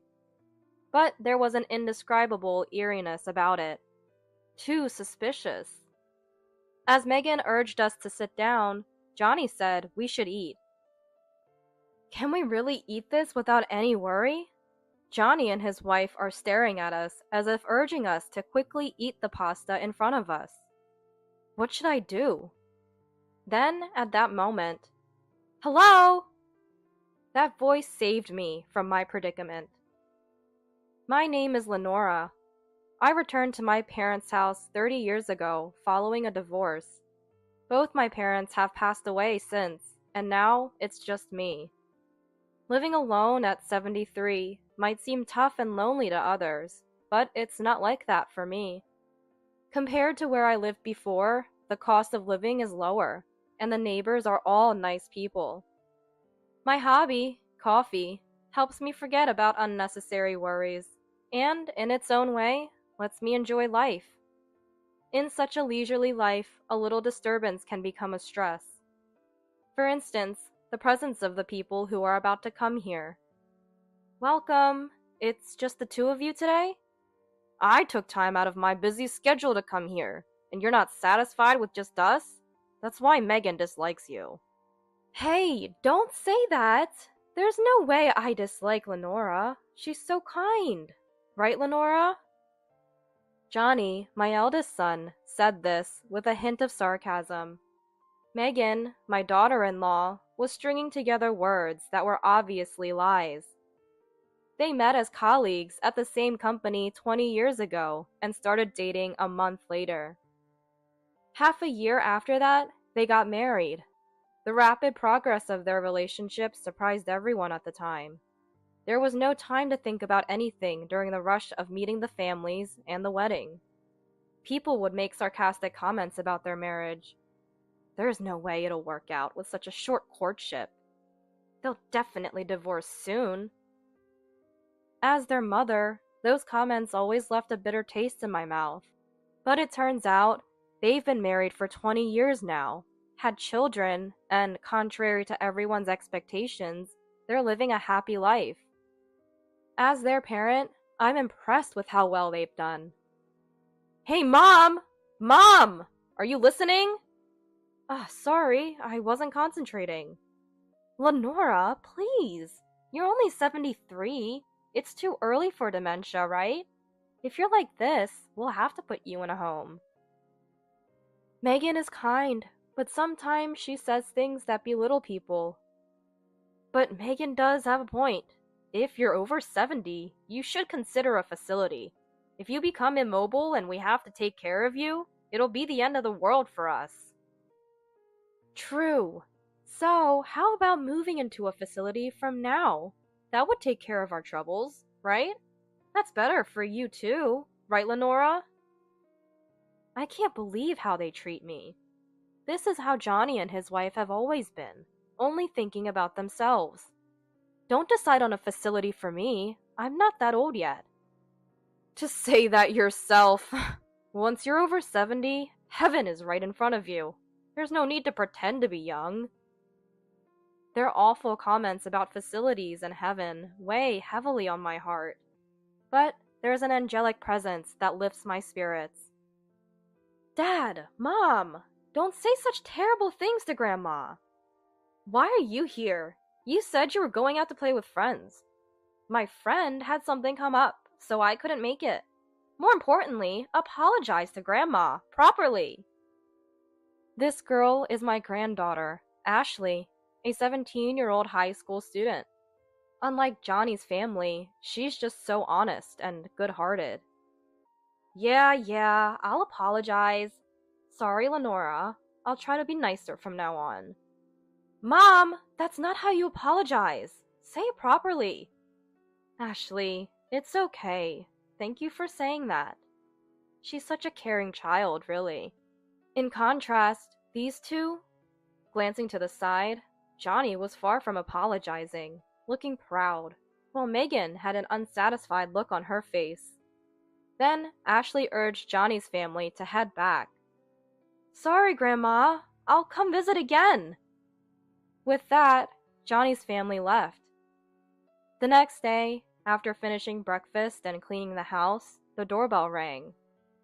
Good morning, Ashley. You're early today. When I opened the door, there was Ashley. Good morning, Grandma.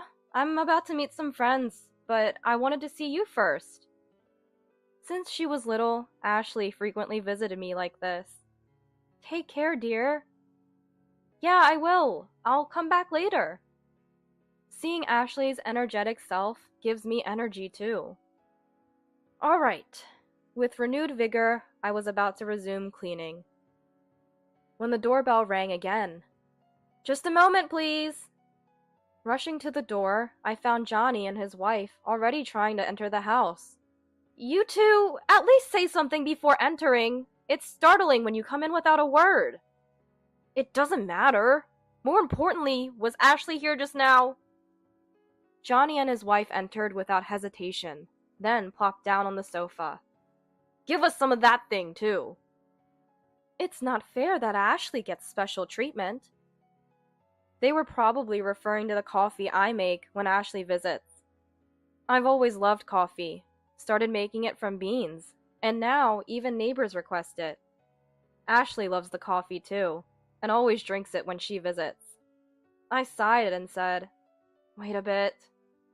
As I started grinding beans in the kitchen, I heard an electronic sound from behind. Turning around, I saw Johnny and his wife at the table with their mobile phones, but nothing else unusual. Puzzled, I tilted my head. What are you doing? Hurry up with that thing. Lenora, aren't you done yet? I'm thirsty. Concerned about the earlier sound, but with Johnny and his wife hurrying me, I resumed grinding. Then Megan said in a disdainful tone, Lenora is so plain, isn't she? What's fun about grinding beans? I don't get it. Oh, maybe it's practice for when you go to a facility? Ew, I don't want to drink coffee you practiced making. Megan's condescending tone was new to me, and I felt a dislike for her for the first time. Then Johnny added in a similarly condescending tone. Indeed, it's unbelievable to serve such things to your own son and daughter-in-law. When did my mom become such a person? Getting old is so cruel. I feel very sad. Johnny's mocking tone was something I had never heard before, and Megan continued with her nauseating remarks. Their behavior felt like a performance by third-rate actors, almost terrifying in its insincerity. But instead of stopping, the two of them continued. My mom's gone downhill. She seems to have dementia, not knowing what she's saying or doing. How did it come to this? Maybe it'd be better if she just went to the next world already. But knowing Lenora, she'll probably cling to life. Why do I have to be spoken to like this? What's going on with you two? Stop it already! However, they were so engrossed in their mobile phones that they didn't even hear me. Then, suddenly, Johnny and his wife stood up, grabbed their bags, and left the house as if nothing had happened.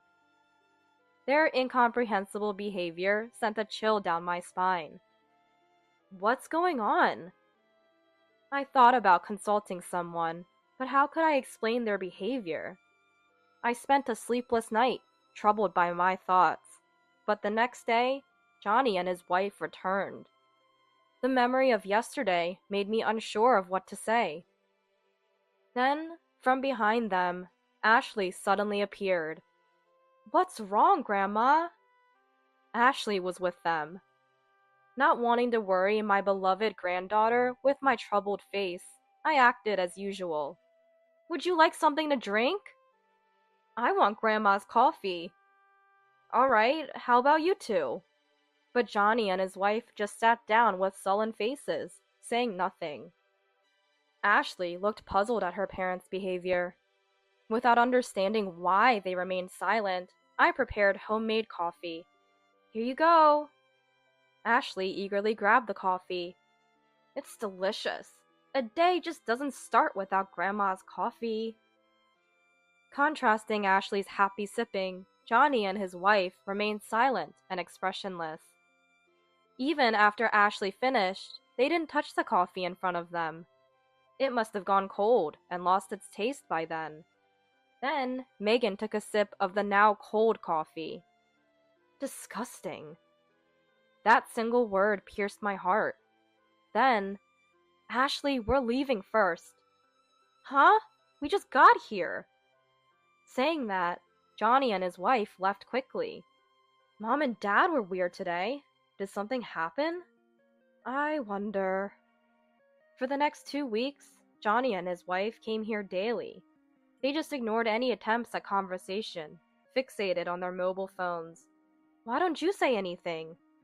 Even when I tentatively asked, there was no response. Unable to bear the tension, I turned on the TV to distract from the uncomfortable silence. This routine repeated every time. By then, I had started to feel a sense of dread about their very presence. Then one day, something unexpected happened. It was in the evening, just as I was about to go out for groceries. I received a text message from Johnny. We're coming over. So soon? 5 minutes later, just like the text said, Johnny and his wife arrived. When I opened the door, there they were. But today, their behavior was different. Hello! Nice weather today, isn't it? We'll just come in. The two who had been ignoring me were now talking as if they were different people. This sudden change only intensified my fear of Johnny and his wife.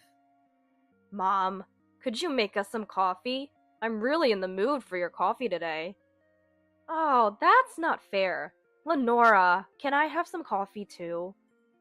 Surprised by their sudden change, I nodded and started grinding the beans. While grinding, I glanced at them and saw they were chatting and laughing, a stark contrast to before. Then they started talking to me. I'll have black coffee. I'd like 3 sugars, please. They drank the coffee with a smile. Then suddenly, Megan said, Oh, I forgot. Hey, could you buy me a prepaid card for my mobile phone this month? Sure, I'll go to the grocery store with Mom. What? Me too? Johnny grabbed my arm and dragged me to the nearby grocery store. I didn't understand why I had to go, just to pay for a prepaid card. There's no way I don't know where it is. We finished the payment, and I thought we would go straight home. But then, Johnny said something unexpected. There are cherry blossoms in the nearby park. Want to go see them? Okay, but shouldn't Megan come too? Megan's not interested in cherry blossoms. So, we ended up going to see the cherry blossoms in the nearby park. I never expected Johnny to suggest that. Johnny's kindness, after being so cold before, heightened my fear and caution.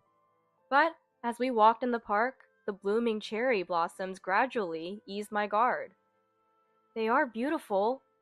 However, my caution returned when I noticed Johnny's behavior. He seemed uninterested in the cherry blossoms, kept checking his watch, and appeared to be keeping track of time. Shall we head back? Doubtful of Johnny, I got in the car and returned home. As we entered the living room, Welcome back, both of you! You must be hungry, right? Today, I've cooked up some pasta. Megan suddenly said. Megan cooking was unheard of before. Ignoring someone so much and then suddenly cooking? And it's not even 6 p.m. yet. This is clearly a sign of something. Oh wow, it looks delicious. Mom would think so too, Johnny commented. Indeed, the pasta on the table looked appetizing, but there was an indescribable eeriness about it.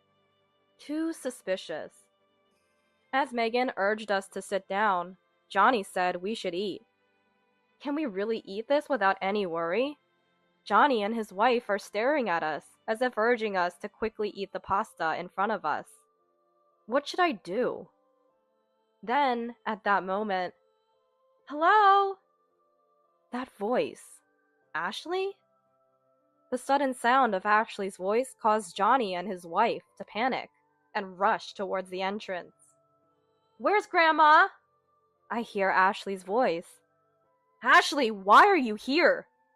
What do you mean, why? I always come around this time. But isn't it unusual for you two to be here at this hour? Why are you here? We thought we'd have dinner with Lenora for a change. Their panicked behavior was evident, but could such a thing really happen? Ashley's timing was incredible. Now's my chance. While Johnny and his wife went to Ashley, I quickly swapped Megan's pasta with mine. Then I sat back down, pretending nothing had happened, waiting for them to return. Soon, Johnny and his wife came back into the living room. Good! You waited for us, Lenora! We thought we'd eat together. By the way, where's Ashley? Ashley went shopping. We only had this for dinner, so we sent her to buy her own. That can't be right. There's food in the fridge. Sending her shopping makes it all the more suspicious. Shall we eat then? Yes, let's eat. Johnny and his wife were waiting for me to eat first, just like before. There must be something wrong. But it's okay. I swapped the pasta with Megan's, so there should be nothing wrong with this one. Here goes. I take a bite of the pasta. How is it, Mom? How is what? You know, the taste. It's all about the taste, right? Trying to play it off humorously, Johnny and his wife also started to eat. It looks delicious, right? While saying this, they kept holding their forks, not touching the pasta, and kept looking at me. I was too distracted by their behavior to focus on the pasta, but so far, it didn't feel odd. Feeling reassured, I continued eating, and Johnny and his wife, with puzzled expressions, finally began eating their own pasta. But at that moment, Megan's demeanor suddenly changed. Just as I thought. After secretly swapping her plate with mine, she foamed at the mouth after just one bite. Megan began to struggle and collapsed with her chair. I couldn't believe such a dramatic scene was unfolding before my eyes. Hey, Megan, are you okay? Stay with me! Megan, who ate the pasta meant for me, was now in serious trouble. Megan! Megan! Stay with me! Open your eyes! I immediately called an ambulance, and they arrived within 5 minutes. Megan was carried into the ambulance by the paramedics. The neighbors gathered around, wondering what had happened. The ambulance's arrival drew the nearby residents out of their homes. Seeing this, Johnny shouted, "Don't look! Stay back!" 10 minutes later, Megan was rushed to the hospital. As I watched the ambulance drive away, "Grandma, what happened? Did someone get hurt?" Ashley, well, actually... I explained everything to Ashley, who had just returned from shopping, and her response was astonishing. She got what she deserved. After all, it could have been you in that ambulance. What do you mean? She beckoned me inside, and we went back into the house. Pointing to a certain spot in the living room, she said, "See this? It's a camera. A small one, hidden by Mom." A hidden camera? But why? Here's what happened. Recently, Johnny and his wife had become obsessed with filming videos, capturing anything they found amusing and posting it on social media. It started with harmless prank videos, but as they gained popularity, they wanted more attention, leading to increasingly outrageous actions. So, ignoring me and making snide comments. They were all for their videos! Remember the mobile phones on the table? That's what they used to record. Their ultimate idea was to film someone in distress, thinking it would bring more attention, and they targeted me, their mother-in-law. How awful! What were they trying to do? This is it. Ashley produced some chili peppers. Chili peppers? What about them? They crushed a bunch of these and put them in your pasta. The plan was to film you suffering after eating it. That's terrible. Anger welled up inside me at the thought of them going so far for fame. And Johnny was just as guilty for not stopping it. But one thing puzzled me. I did understand the plan to make me suffer with spicy food, but why did Megan foam at the mouth and collapse? Ashley then shared another shocking fact. She's allergic. Megan had a severe chili pepper allergy. She had fainted before from eating food with chili peppers in it, and had avoided them ever since. Megan's reaction to eating the pasta now made sense. That night, Johnny returned from the hospital and told me Megan would be hospitalized for a week. He blamed me for everything. Hearing this, Ashley interjected. Blaming others as an adult makes no sense. Doing such horrible things, you're no longer dad or mom, just painful strangers. Johnny, unable to respond to his daughter's words, left the house in a daze. I then told him, I won't say much. I'm cutting ties with you two. Don't come here again. If you do, I'll call the police immediately. Watching him leave, Ashley exclaimed, Grandma, you're so cool. Thank you. We high-fived.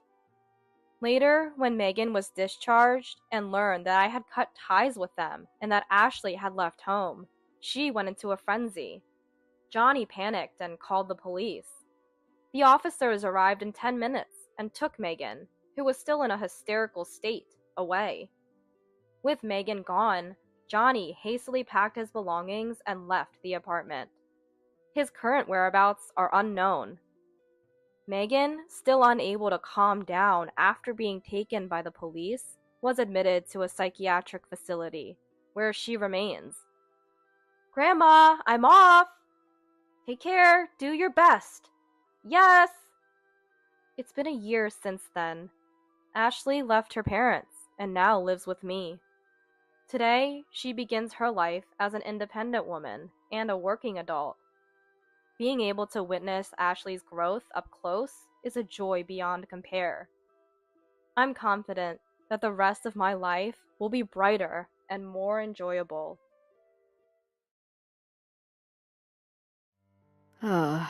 Should I go to the reunion or not? I ponder, holding an invitation postcard in my hand. Still undecided, my husband Damien asks, and I hum in response. There are people I really don't want to see, but also people I absolutely want to catch up with. I'm Michelle, 50 years old, living with Damien, who's 7 years my senior, and our college sophomore daughter, Caroline. Recently, an invitation to my high school reunion arrived. Back in high school, my family was fairly well off. My parents, who valued education, sent me to a prestigious private school. I loved studying and consistently ranked at the top of my class. But there was Justina, a classmate who saw me as a rival and picked fights with me for no reason. Both of Justina's parents were doctors, and she came from a family of high achievers. She always had a group of followers around her, and she exuded an air of authority. From the start, I had zero interest in Justina's bragging about her family's background. Because I found her annoying and brushed her off, I ended up on her blacklist of people she disliked. And to make matters worse, I always outperformed her academically, which seemed to infuriate her the most. She and her clique would look down on me, but I was too busy with my studies to care. Everything changed during my senior year. My dad suddenly disappeared. My mom wouldn't give me the details, but I knew it involved another woman. He took all our savings and vanished without a trace. Since my mom's main source of income had been my dad, it became impossible to cover living expenses and the high tuition fees on her income alone. Somehow, Justina got wind of my situation and took the opportunity to taunt me. "Did your dad run off with another woman?" "That's none of your business." "Oh, but it is. We're classmates. I'm just worried." "Can you even afford to stay in school now? You must be too poor to focus on your studies." Her fake concern was transparent as she and her clique smirked and relished my discomfort. "Do you want me to ask my dad to help you out financially?" "I don't need your help. Leave me alone." Her words dug into my already fragile emotional state. I was angry at my dad and anxious about the future, and I couldn't focus on my studies, which had been my lifeline. My mom managed to keep us afloat by dipping into her savings. Despite searching everywhere, we never found my dad. Seeing my mom struggle, I decided to drop out of school just before summer break. I felt I couldn't burden her with my problems, so I never cried in front of her. "Miss Hannah, I've decided to leave school." I first shared my decision with Miss Hannah, who had been a great support since my life turned upside down. "I don't know what to do now. All I've ever done is study. It feels like all my hard work has been for nothing." For the first time, I broke down in tears. Miss Hannah comforted me, saying, "There's no such thing as a wasted experience in life. You can always turn into something positive. If you're ever struggling, come talk to me." Her support was invaluable to me at the time. The sense of security that I felt knowing that there was someone with whom I could whisper and cry was an irreplaceable emotional support for me at that time. Later, Miss Hannah moved abroad after getting married. We kept in touch through postcards and letters for a few years, but eventually lost contact due to our busy lives. Yet, I still think of her and she remains an important person to me. Now it seems Miss Hannah will be attending the reunion during a visit back to the country. I could see Miss Hannah if I go to the reunion, but Justina might be there too. But the desire to see Miss Hannah won out, and I decided to attend. The day of the reunion arrived. The venue was a fancy restaurant. I arrived a bit late, and the reunion was already in full swing. Everyone was chatting with old classmates. Scanning the room, I noticed an elegant woman with beautiful gray hair at the center of the crowd. It was Miss Hannah. Just as I was contemplating whether to approach her, a voice I recognized and wished I hadn't rang out. "Well, well, if it isn't Michelle!" Darn it. Caught off guard, I turned to see Justina, still as flamboyant as ever, decked out in gaudy makeup and flashy jewelry. "Playing coy? Oh, maybe dropping out made you forgetful." Justina approached me, her tone as condescending as ever. "Look, I didn't come here to see you. Excuse me." Feeling nauseated, I turned to leave, but she grabbed my arm and said, "Wait, it's been a while. Let's catch up." Reluctantly, I found myself seated at a corner table with her. "So, what have you been up to since you dropped out?" I've been working part-time jobs. How resilient. I would have been crushed. Maybe you were always destined to be poor. What are you talking about? So where did you work? Various places. Restaurants, convenience stores. Eventually, I moved out into the apparel industry. Wow, uncharted territory. And you, in fashion? Are you sure about your taste? I always shop at Brand D.O. My husband owns a luxury store, you know. I didn't even want to talk, but her forcefulness made me respond.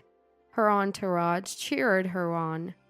I didn't want to waste my precious time with Miss Hannah on this nonsense. Just as I was about to stand up and leave, she asked, By the way, did you ever find your dad? Her abrupt question made me freeze. No, I stopped looking. Well, let me fill you in. What? Your dad moved from place to place after running off. He tried to start anew in Anchorage, but the woman left him. Now he's living a lonely life. My head spun with this sudden information. How do you know all this? Justina smirked. Because the woman he ran off with was set up by my dad. I asked him to ruin your family. I was stunned. What are you saying? My voice trembled. I arranged for a woman to seduce your dad. I never thought he'd actually disappear, though. Why would you do such a thing? Because you were an eyesore. You ruined my family and my life for that? Look, your dad chose to leave. If you're going to blame someone, blame him. I was speechless. Seeing my silence, a triumphant Justina continued. But hey, I saw in the directory that you changed your last name. You got married, right? Good for you. So, who's the lucky guy? Probably some poor sap, huh? You do have that poor vibe. Feeling defeated, I could only sit in silence. Hey, why don't you have your husband pick you up today? I'm curious to see who he is. Unable to bear Justina's mocking laughter, I stood up and rushed out. I should just go home. That's what I was thinking as I headed from the exit when I heard, "Michelle!" I turned around to see Miss Hannah's warm smile. "Miss Hannah!" I found myself crying again in front of her. Miss Hannah and I sat on a bench outside and talked. "I'm sorry for crying as soon as I saw you." "Don't be. I'm just happy to see you. Actually, I requested that you be invited." "Really? I never got an invitation before because I dropped out." "I was worried you might not come, but I'm so glad you did." "I came because I heard you would be here." Miss Hannah listened as I updated her on my life. Talking to her made the crushing feelings from earlier disappear. I thought about telling her what I'd heard from Justina, but I didn't want to ruin this wonderful time. "I have to go soon." "I'm sorry for taking up your precious time." "Don't be. I was looking forward to this." Miss Hannah's smile gave me the same sense of comfort and strength as it always had. After saying goodbye, I returned to the venue with renewed determination. I quickly approached Justina, who was still chatting with her entourage. "Back already? I thought you'd run off." "You said you wanted to meet my husband. He's here to pick me up, so I'll introduce you." "How exciting! My husband is about to arrive too. We should introduce them." Outside, our husbands were already talking. "Sorry to keep you waiting. Michelle, this is my husband Drake. He owns a brand shop. Before she could finish, Drake interrupted. Wow, you're Damien's wife? You're as elegant and beautiful as I'd heard. Wait, President? Justina was stunned. Drake, who runs one of the companies that sells Damien's brands, introduced himself and thanked Damien. Drake runs one of Damien's brand name sales companies. Damien spoke to Justina, who was froze in disbelief. Sorry for the late introduction. I'm Damien Owen of D.O. Company. D.O. Company? As in the brand D.O.? Justina's eyes widened. Yes, D.O. is our main brand. Justina was flustered, and I couldn't help but smile. So, are you satisfied now? I'm surprised you're a CEO's wife. And what a wonderful husband you have. Her voice trembled, perhaps trying to hide her agitation with a strange laugh. Thank you. Sorry he's not the poor husband you were expecting. The poor husband I was expecting? Drake looked puzzled. Stop, don't say weird things. It was a joke. Oh, was it? So when you said I smelled poor, that was a joke too? Stop! I said it was a joke. Justina's panic was anything but ordinary. Hey, Justina, did you really say that to Michelle? That's not something you can just joke about. It's not like that. We were drinking, and it was just the mood from our school days. Justina tried to desperately smooth things over. So was it also just the mood when you sabotaged my family by setting my dad up with another woman? My cold voice froze the atmosphere. What did you just say? Even Drake's voice was trembling. I will pursue.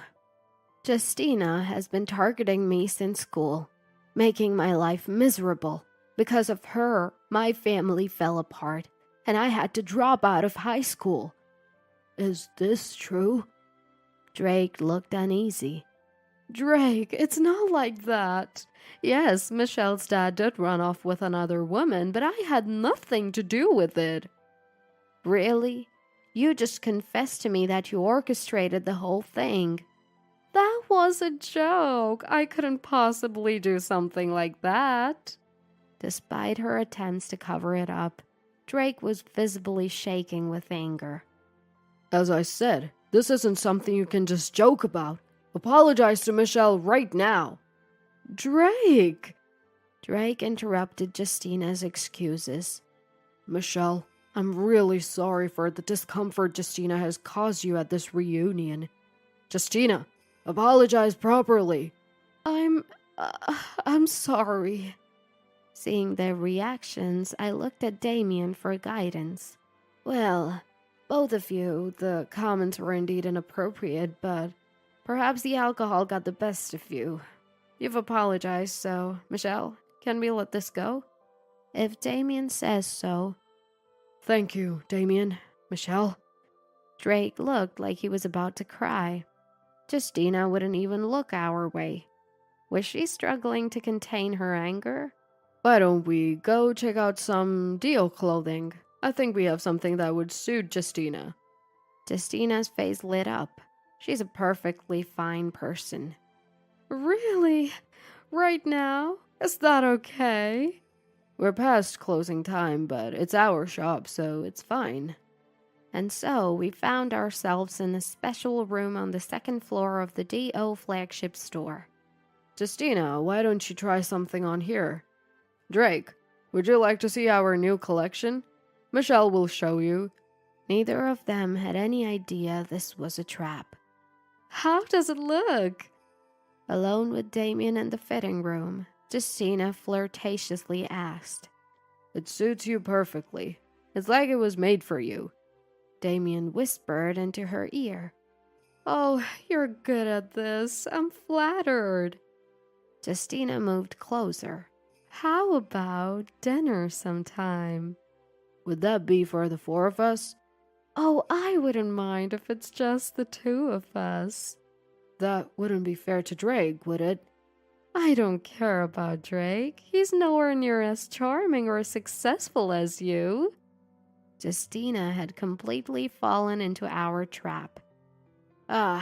Just like Michelle said. Damien signaled that it was time to reveal the truth. What? Justina was stunned. At that moment, Drake and I entered the fitting room. Justina, clearly startled, quickly moved away from Damien, but it was obvious they had been close. Ignoring that, I said, "You look great in that outfit, although it's a total fail as a product." What? A fail? It's flashy but lacks elegance. I've decided it's not up to the DO brand standards, but it really suits you. How rude! And what do you mean you've decided? I'm the person in charge of the DO brand. What? You're in charge? Michelle, poor as she is in charge of a famous brand? You must be joking. Justina was so shocked that she forgot who was around her and started yelling. That's when Drake shouted, "The one who's lost it is you!" Drake's yell echoed throughout the room. Drake! "How dare you! Everything you did in school was true, and now you're brazenly trying to seduce Damien?" What? What are you talking about? I approached the flustered Justina and showed her my phone screen. A call? Her eyes turned from dots to lines. "Drake and I heard your entire conversation with Damien." Justina paled even more as I continued. "I've heard about your bad behavior with men since high school, stealing other people's boyfriends and dumping them. Seeing you today, I knew you'd do the same." You tricked me. You said it was all settled and led me on. Justina seemed to want to say she was seduced by Damien. "That's a misunderstanding. Isn't it natural to complain and entertain our guests?" Damien calmly replied. "Exactly. I clearly heard Justina trying to seduce Damien and insulting me." But setting this up as a trap isn't fair. Now's my chance for payback. Remember what you told me?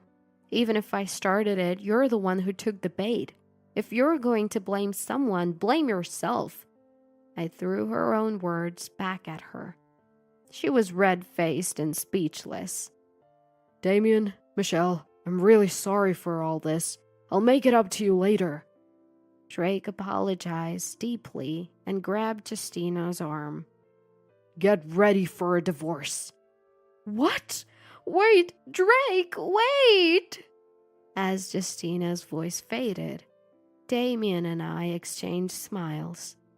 A few days later, Drake came over to apologize and fill me in on what happened next. Justina had apparently begged him not to divorce her, crying her eyes out, but it turned out she had multiple affairs, leading to the divorce being finalized. She even turned to their adult children for support, but they had known about her infidelity for a while and decided to cut ties with her. Desperate, she reached out to her family and siblings, only to be told that they didn't need a disgrace in their prestigious family, and she was turned away. She sought help from her circle of friends, but no one was willing to lend a hand now that she was broke. She's also being sued for infidelity, and her savings won't last long. As for what kind of impoverished life Justina will lead from now on, I couldn't care less. And as for us, Damien, we've got messages from Caroline. "Oh, they came in?" The messages were filled with updates and seemed cheerful. There were also lots of pictures attached. "It's good to see her surrounded by nice people." Miss Hannah is in the pictures too. Our daughter Caroline is spending her college summer break doing a homestay in England. And guess what? She's staying at my old mentor Miss Hannah's house. This handsome young man is Miss Hannah's grandson and a classmate of Caroline's. They seemed to get along. Damien seemed a bit uneasy as I happily shared this. I might have to make a business trip to England next week. Wait, isn't that abusing your position? It's for work. Then maybe I should set up an appointment with Miss Hannah to research everyday fashion in England. That's too specific. We both laughed. There's no such thing as a wasted experience in life. I remembered the words Miss Hannah once told me and realized that our current happiness exists because of our past struggles. No matter what happens in the future, we'll keep that in mind and keep moving forward. She's more adorable than you, and makes me want to protect her. You know, men are creatures who want to protect the weaker sex, right? These were the smug words of my husband Dylan, when I confronted him about his affair that I had unfortunately witnessed. He kept making excuses, eventually brazenly admitting it. How could I possibly agree with him? There was no way I could nod in approval. Moreover, he had no intention of divorcing me or breaking up with his mistress. A marriage like this, with such a man, was unsustainable. I packed my bags and went back to my parents' house, pouring out my frustrations to my brother Chester. After listening to my story, Chester showed a broad smile. I see. Well, that's great. Great? About what? I yelled at him in disbelief. My brother's first reaction to hearing about my husband's affair was to say it was great. But Chester's smile never wavered, and I noticed a deep anger in his eyes, not matching his smile. I'm Lily, 31 years old. Dylan and I were colleagues at the same company. Since joining the company, we had consulted and supported each other in our work, becoming close friends capable of discussing anything. We went out for drinks together, gradually sharing not just work matters but personal ones too, deepening our bond. A few months later, after a company drinking party, Dylan confessed to me. He was bright, sociable, incredibly kind, and easy to talk to. I was attracted to him, so I didn't hesitate to say yes, and we started dating. While dating, we continued to consult each other about work and would go out for meals after work. Our relationship progressed smoothly. Both of us loved exploring different sceneries, so we often traveled on weekends and even went on overseas trips during long holidays. Spending more and more time with Dylan, I grew deeply attracted to him and eventually realized I wanted to be with him forever. During our 5th year at the company, Dylan proposed to me, surprisingly, in a fancy restaurant's private room. Opening the ring box, I remember I couldn't stop crying with joy. There was no reason to refuse, and I accepted his proposal without hesitation. We both loved scenic views, especially those of the ocean, where we had many memories, so we decided to have our wedding at a place with a view of the sea. Blessed with good weather, it was the best day. I loved my job and enjoyed discussing work with Dylan, so I intended to continue working at the same place even after we got married. However, working in the same environment as a couple became challenging, and I ended up transferring to a different branch, though my job duties didn't change much. 3 years into our marriage, we were still living happily as a couple. We would dine out a few times a month and go on trips several times a year. My relationship with Dylan's parents was also good, and we were leading a happy married life. To outsiders, we must have seemed like the perfect couple, and I felt the same. But that sentiment only lasted until this day. One day, with the next day being a day off, I had planned a leisurely dinner out with Dylan after work as usual. However, once my work was winding down, I received a message from Dylan. Sorry, I got invited to dinner by a client tonight. They've been really good to us recently, and I couldn't say no, so I can't make it to our dinner, he said. I felt lonely, but responded, Okay, can't be helped. I was really looking forward to the restaurant we picked, so let's go another day. Sure, I'll make it up to you. I'll be late tonight, so go ahead and sleep. Bye, he said. As I was getting ready to leave work, my phone rang. It was my friend Sharon. Hello. Hey, Lily. Are you free tonight? Want to catch up over drinks? Perfect timing. Dylan just bailed on me for a client dinner, so I'm unexpectedly free. Sharon is my best friend. We're colleagues at the same company, though she works in a different department now. She gave a speech at my wedding and sometimes comes over to our house. Since she and Dylan were also batchmates and drinking buddies, we've hung out together several times, and it's always fun when the three of us meet. Like today, she would call me out of the blue, and we'd catch up over drinks whenever we could. We decided to meet at the nearest station to my house, so I left the office and headed there. I arrived quite early thanks to a timely train, but Sharon was already there waiting. Sorry to keep you waiting. No worries, I just got here myself. After exchanging a few words, we headed to the restaurant together. On the way home from the nearest station, there's a fairly large bustling district. We entered a restaurant just off the main street of this district. Raising our beers for a toast, we started with the usual updates. How have you been lately? Is Dylan doing well? Yeah, he's fine. Business as usual, I guess. Work has settled down a bit, so we're not as crazily busy. How about you, Sharon? Were you working around here today? Yes, exactly. This area is part of my territory, so I come here occasionally. On the contrary, I've been swamped with clients this month. I'm totally exhausted. At this rate, no guy will come near me. Sharon is the quintessential career woman. Attractive and stylish, but her straightforward personality and strong will seem to keep men at bay. After sharing our stories and motivating each other to keep going, we left the restaurant in the same enjoyable mood as always. The bustling area has such great atmosphere. Mind if we take a slow walk back to the station? Upon hearing Sharon's words, sure, let's walk off the alcohol a bit. I'll walk you to the station. So we decided to stroll through the busy streets on our way to the station. The conversation continued as we walked. Lily, you're lucky. You've got a great husband, and it seems like your married life is going well. Have you guys started thinking about having kids? Well, we really don't talk about it much. We both love our jobs, and I worry about work being affected if I get pregnant. We're thinking someday, but it's hard to find the right timing. As we were talking and walking, a certain restaurant came into view. It was the place where Dylan and I were supposed to dine tonight. The beautiful restaurant had glass walls, revealing a dimly lit interior.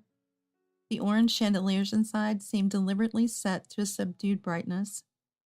Just as I was thinking that I'd like to visit this place next time, I saw a familiar figure. I stopped in my tracks. What's wrong? Unable to answer Sharon, my gaze was fixed on the restaurant.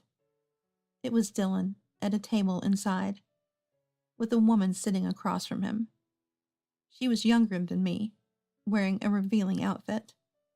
Dylan had said he was dining with a client tonight, but this woman clearly didn't seem like someone from work. They were chatting and laughing together. Isn't that Dylan? What's going on? Sharon also noticed Dylan inside. I was too shocked to know what to do. Seeing my state, Sharon spoke up. Lily, maybe you should confront him and find out what's going on. Yeah, you're right. I took out my mobile phone from my bag and discreetly photographed Dylan with the unknown woman. As I calmed down, anger began to bubble up inside me. When Sharon and I reached the station, do you want me to confront him with you? It might be better to have two of us ask Dylan. He might tell the truth. She offered. Thanks, but it's a family matter. I need to handle this myself. I declined her offer, and we parted ways. On my way home, I struggled to suppress the growing anger and made it back to the house. About an hour after I arrived, Dylan came home. I'm back, he said. Welcome back. How was dinner with your client? Oh, it was tough. They wanted to go to a second place, and they drink a lot, but I think I made a good impression. Right after Dylan finished speaking, I showed him the photo on my mobile phone. Is this your client? She's quite young, and not exactly dressed for a business dinner. Did she change into this outfit to meet you? What? You were following me? Of course not. I was out with Sharon. We just happened to see you on our way back. Is this woman really a client? Which company does she work for to warrant such a fancy restaurant like that? Well, What, can't you answer? She's not someone you need to hide from me, is she? I'm sorry, Lily. Sorry? Are you cheating on me? Is this woman your mistress? Answer me. Yes, she is. I broke down in tears. Why? Why would you do this? I thought everything was fine. It's your fault, Lily. You're always so busy with work. You take care of the house, but I wanted more attention from you. You're strong and independent, but she's cute and makes me want to protect her. I realized I enjoy being with her more than being with you. I was shocked. Dylan no longer cared for me and clearly preferred his mistress. I wish he had said it was just a one-night stand, or purely physical. It would have been less painful. Unable to stay any longer, I gathered my essentials and left the house. Dragging my carry-on bag, I caught the last train home. The journey to my parents' house felt longer than usual. I don't remember what I thought about on the way. Maybe I was too hurt to think at all. Before I knew it, I was standing in front of my parents' house. I had a key, but since I hadn't called ahead, I rang the doorbell. It was my brother Chester who opened the door. Chester? Hey, long time no see. What brings you here at this hour? Chester is a workaholic. After graduating, he worked for a major corporation for 3 years before starting his own business. His company has been growing steadily, and he now employs dozens of people. He rarely comes home, and even missed my wedding due to an important business meeting. I had heard from my parents that Chester got married a year ago, but since there was no wedding ceremony, I had only briefly greeted his wife, so we didn't have a deep connection. It had been years since I last saw Chester. Chester, how are you doing? What about Mom and Dad? Haha, what am I doing? Well, this is also my home. I finally got a long vacation, so I thought I'd come back and do something nice for Mom and Dad. They've actually gone on a trip right now, using the travel vouchers I gave them. Never thought I'd be the one house-sitting. His cheerful personality hadn't changed. He might be a bit too carefree, but he's also dynamic. I imagined his employees must find it a comfortable place to work. So, Lily, what brings you here at this time? I was so surprised to see Chester that I forgot why I'd come back home. Sorry to drop in like this. I had some trouble at home and needed a place to stay for a while. Of course, it's fine. Your room is still here. Come on in. Once you're settled, I'll make some coffee and you can tell me all about it. I felt comforted by Chester's warmth. I decided to take a shower first to freshen up a bit. Though I felt a bit better, I couldn't calm down completely. The anger was still there. When I entered the living room, Chester was watching TV. Feeling better? I'll make some coffee then. After he turned off the TV and I sat down, I started telling him about everything that happened today while sipping my coffee. About how my marriage with Dylan had been going well so far, how we had a usual dinner plan, how Dylan canceled on me to dine with a client, the time I spent drinking with Sharon. Then showing him the photo on my mobile phone, I continued. On the way back from drinks, I saw Dylan and this woman at the restaurant we were supposed to go to. I confronted Dylan when he got home, and he admitted he was having an affair with her. He said he found her cuter and felt a need to protect her. I recounted everything through tears. Chester listened intently to my story, looking at the photo on my phone. When I finished, he looked up, and to my surprise, he said something I didn't expect. I thought Chester would comfort me, tell me to leave such a man, stand by my side. But instead, Chester, with a big smile, said, Lily, that's great. I impulsively stood up, slamming the table. Great? About what? I said, and retreated to my room. What was great about it? Why did Chester say that? Just thinking about it made me even angrier. I shouldn't have told him. I regretted telling Chester and laid down on the bed. I didn't want to go back to the house where Dylan was, so I stayed at my parents' house. Chester and I didn't talk much after that day. I commuted to work from my parents' house on weekdays, which took twice as long, and I was thinking about how difficult it would be to get divorced and ask for alimony. A week later, on the weekend, I was playing games on my mobile phone and enjoying a relaxed morning, when suddenly the doorbell rang. Who could it be? It was unusual to have visitors, so I headed to the front door. There, standing at the front door, was Dylan, apologizing to Chester. Why? Shouldn't he be apologizing to me instead of Chester? Then I heard Chester's voice. Never thought the other guy would be you. I didn't know. I'm really sorry. Dylan was still apologizing to Chester.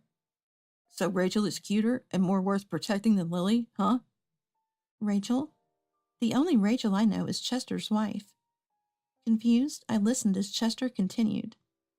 Recently, I noticed Rachel acting restless and clearly hiding something from me. Her expression was off when I talked to her. I started suspecting infidelity. I was thinking about hiring a detective, but then Lily came home. It shocked me when Lily showed me a photo of her husband's affair, and the woman in it was Rachel. I was saddened to confirm the affair, but also shocked that the other person was family. You never know what might happen. This makes claiming compensation easier. I was speechless. Dylan's mistress was Chester's wife, Rachel. The woman Dylan was dining with had heavy makeup, and I hadn't recognized her. It had been a long time since I'd seen Rachel, and she hadn't worn such heavy makeup before. When Chester contacted me, I realized I had done something terrible. I promised to cut off all contact with Rachel. Please forgive me. It seems Chester had contacted Dylan about the affair. Chester noticed me standing there. Oh, Lily, good timing. Did you hear what we're talking about? Yeah, most of it. Great. Now we have information on Dylan and his mistress, Rachel. It'll be easy to claim compensation now. It's good you came home, Lily. Chester said with a smile. That's what it meant. I finally understood the meaning behind Chester's words a week ago. Why he had said, "That's great." What was Chester's feeling at that time? He had spoken to me, but perhaps those words were also for himself. Thinking about Chester's feelings, I decided to divorce Dylan and claim compensation. Lily, I'm sorry. Please forgive me. I can't afford to pay any compensation. I ignored Dylan's pleas for help. I'll contact you with the details later. Be ready, Chester said, then kicked Dylan out of the house. After that, Chester told Rachel they were divorcing and demanded compensation. Initially, Rachel resisted, but she acquiesced after discussing her affair with Dylan. I also filed for divorce and claimed compensation from Dylan. Having been already confronted by Chester, Dylan complied without resistance. The divorce was finalized when I received a call from my mother-in-law, Mary. Expecting to be scolded, I hesitantly answered, "I'm so sorry for what Dylan did." But she was apologizing. It seemed Dylan had blamed Rachel for the divorce, and Rachel blamed Dylan, leading to their breakup. Mary kept saying, "I'm sorry for my worthless son." She said it over and over again. She even mentioned she had disowned Dylan. Hearing this from my in-laws gave me a sense of closure. Now Dylan was disowned by his parents and left alone without anyone to rely on. I decided to start anew. Though Dylan was sending the compensation money monthly, one day he showed up at my parents' house, asking to reduce the amount. Please, can you lower the compensation? I've quit my job and have no income. That's not my problem. Do you understand how I feel after being cheated on? As long as my pain persists, I won't reduce the compensation. Leave now, I said, and sent him away. But he kept coming back week after week, begging to reduce the compensation. "The amount won't change no matter how many times you come. If you keep showing up, I'll call the police." I responded calmly. Dylan seemed to think I wouldn't really call the police. His demands escalated from reducing the compensation to stopping payments altogether, and even arrogantly suggesting reconciliation. When I started calling the police in front of him, he changed his tune and left in a hurry. The police advised me not to open the door anymore and to use a monitor-equipped intercom to avoid him. Apparently scared of the police, Dylan began bombarding me with lengthy emails and phone calls. I changed my email and phone number, which finally brought some peace. However, Dylan became a nuisance, showing up at my branch where I worked and trying to contact me through my colleagues. One day, Sharon contacted me. Working near Dylan's department at the head office, Sharon had been keeping a close eye on his current situation. Dylan's divorce from me had become public knowledge due to him enlisting colleagues' help, and his harassment was exposed when people saw him near my house during their commutes. Realizing nobody was on his side, feeling the awkward stares and attitudes, Dylan voluntarily left his job. He struggled to find employment afterward, eventually joining a company that turned out to be notoriously exploitative. Desperate, he even begged for the HR department of his previous company to let him return. but having abandoned all his responsibilities to resign, he found no place there. Rejected and unable to resign again, Dylan was living a hard life, starting work at the crack of dawn and staying until the last train, doing unpaid overtime. Regarding Rachel, she apparently reached out to Chester several times, hoping for reconciliation. However, Chester understood there was no love left. Like Dylan, Rachel had quit her job after her affair became known, sometime after the divorce. "I'll become poor at this rate, so I can't pay the compensation. Can we start over?" she pleaded with Chester. Focusing only on money, Chester realized she was after his wealth. When he refused to reconcile or reduce the amount, Rachel reportedly said she had no savings and couldn't pay, not even a single cent. Chester didn't back down and contacted her parents, who were unaware of the divorce, shocked and apologetic. They paid the compensation on her behalf. Rachel seemed to think this settled everything, but her parents, having only covered the cost temporarily, demanded repayment and were furious. She's now working on her parents' farm, enduring tough labor daily. After all this, Chester and I began communicating more frequently. We share updates on our lives and recent happenings, appreciating the value of family, which we hadn't done much before. Chester is still busy with work, but seems to be enjoying his life. It wasn't easy for me to recover quickly after that. Indeed, the shock of the infidelity and the change in my life circumstances due to the end of my marriage was stressful for me. However, with support from family, supervisors, colleagues, and friends, I've come to see it as a valuable experience. Currently, I'm not thinking about another marriage, and I'm enjoying my single life.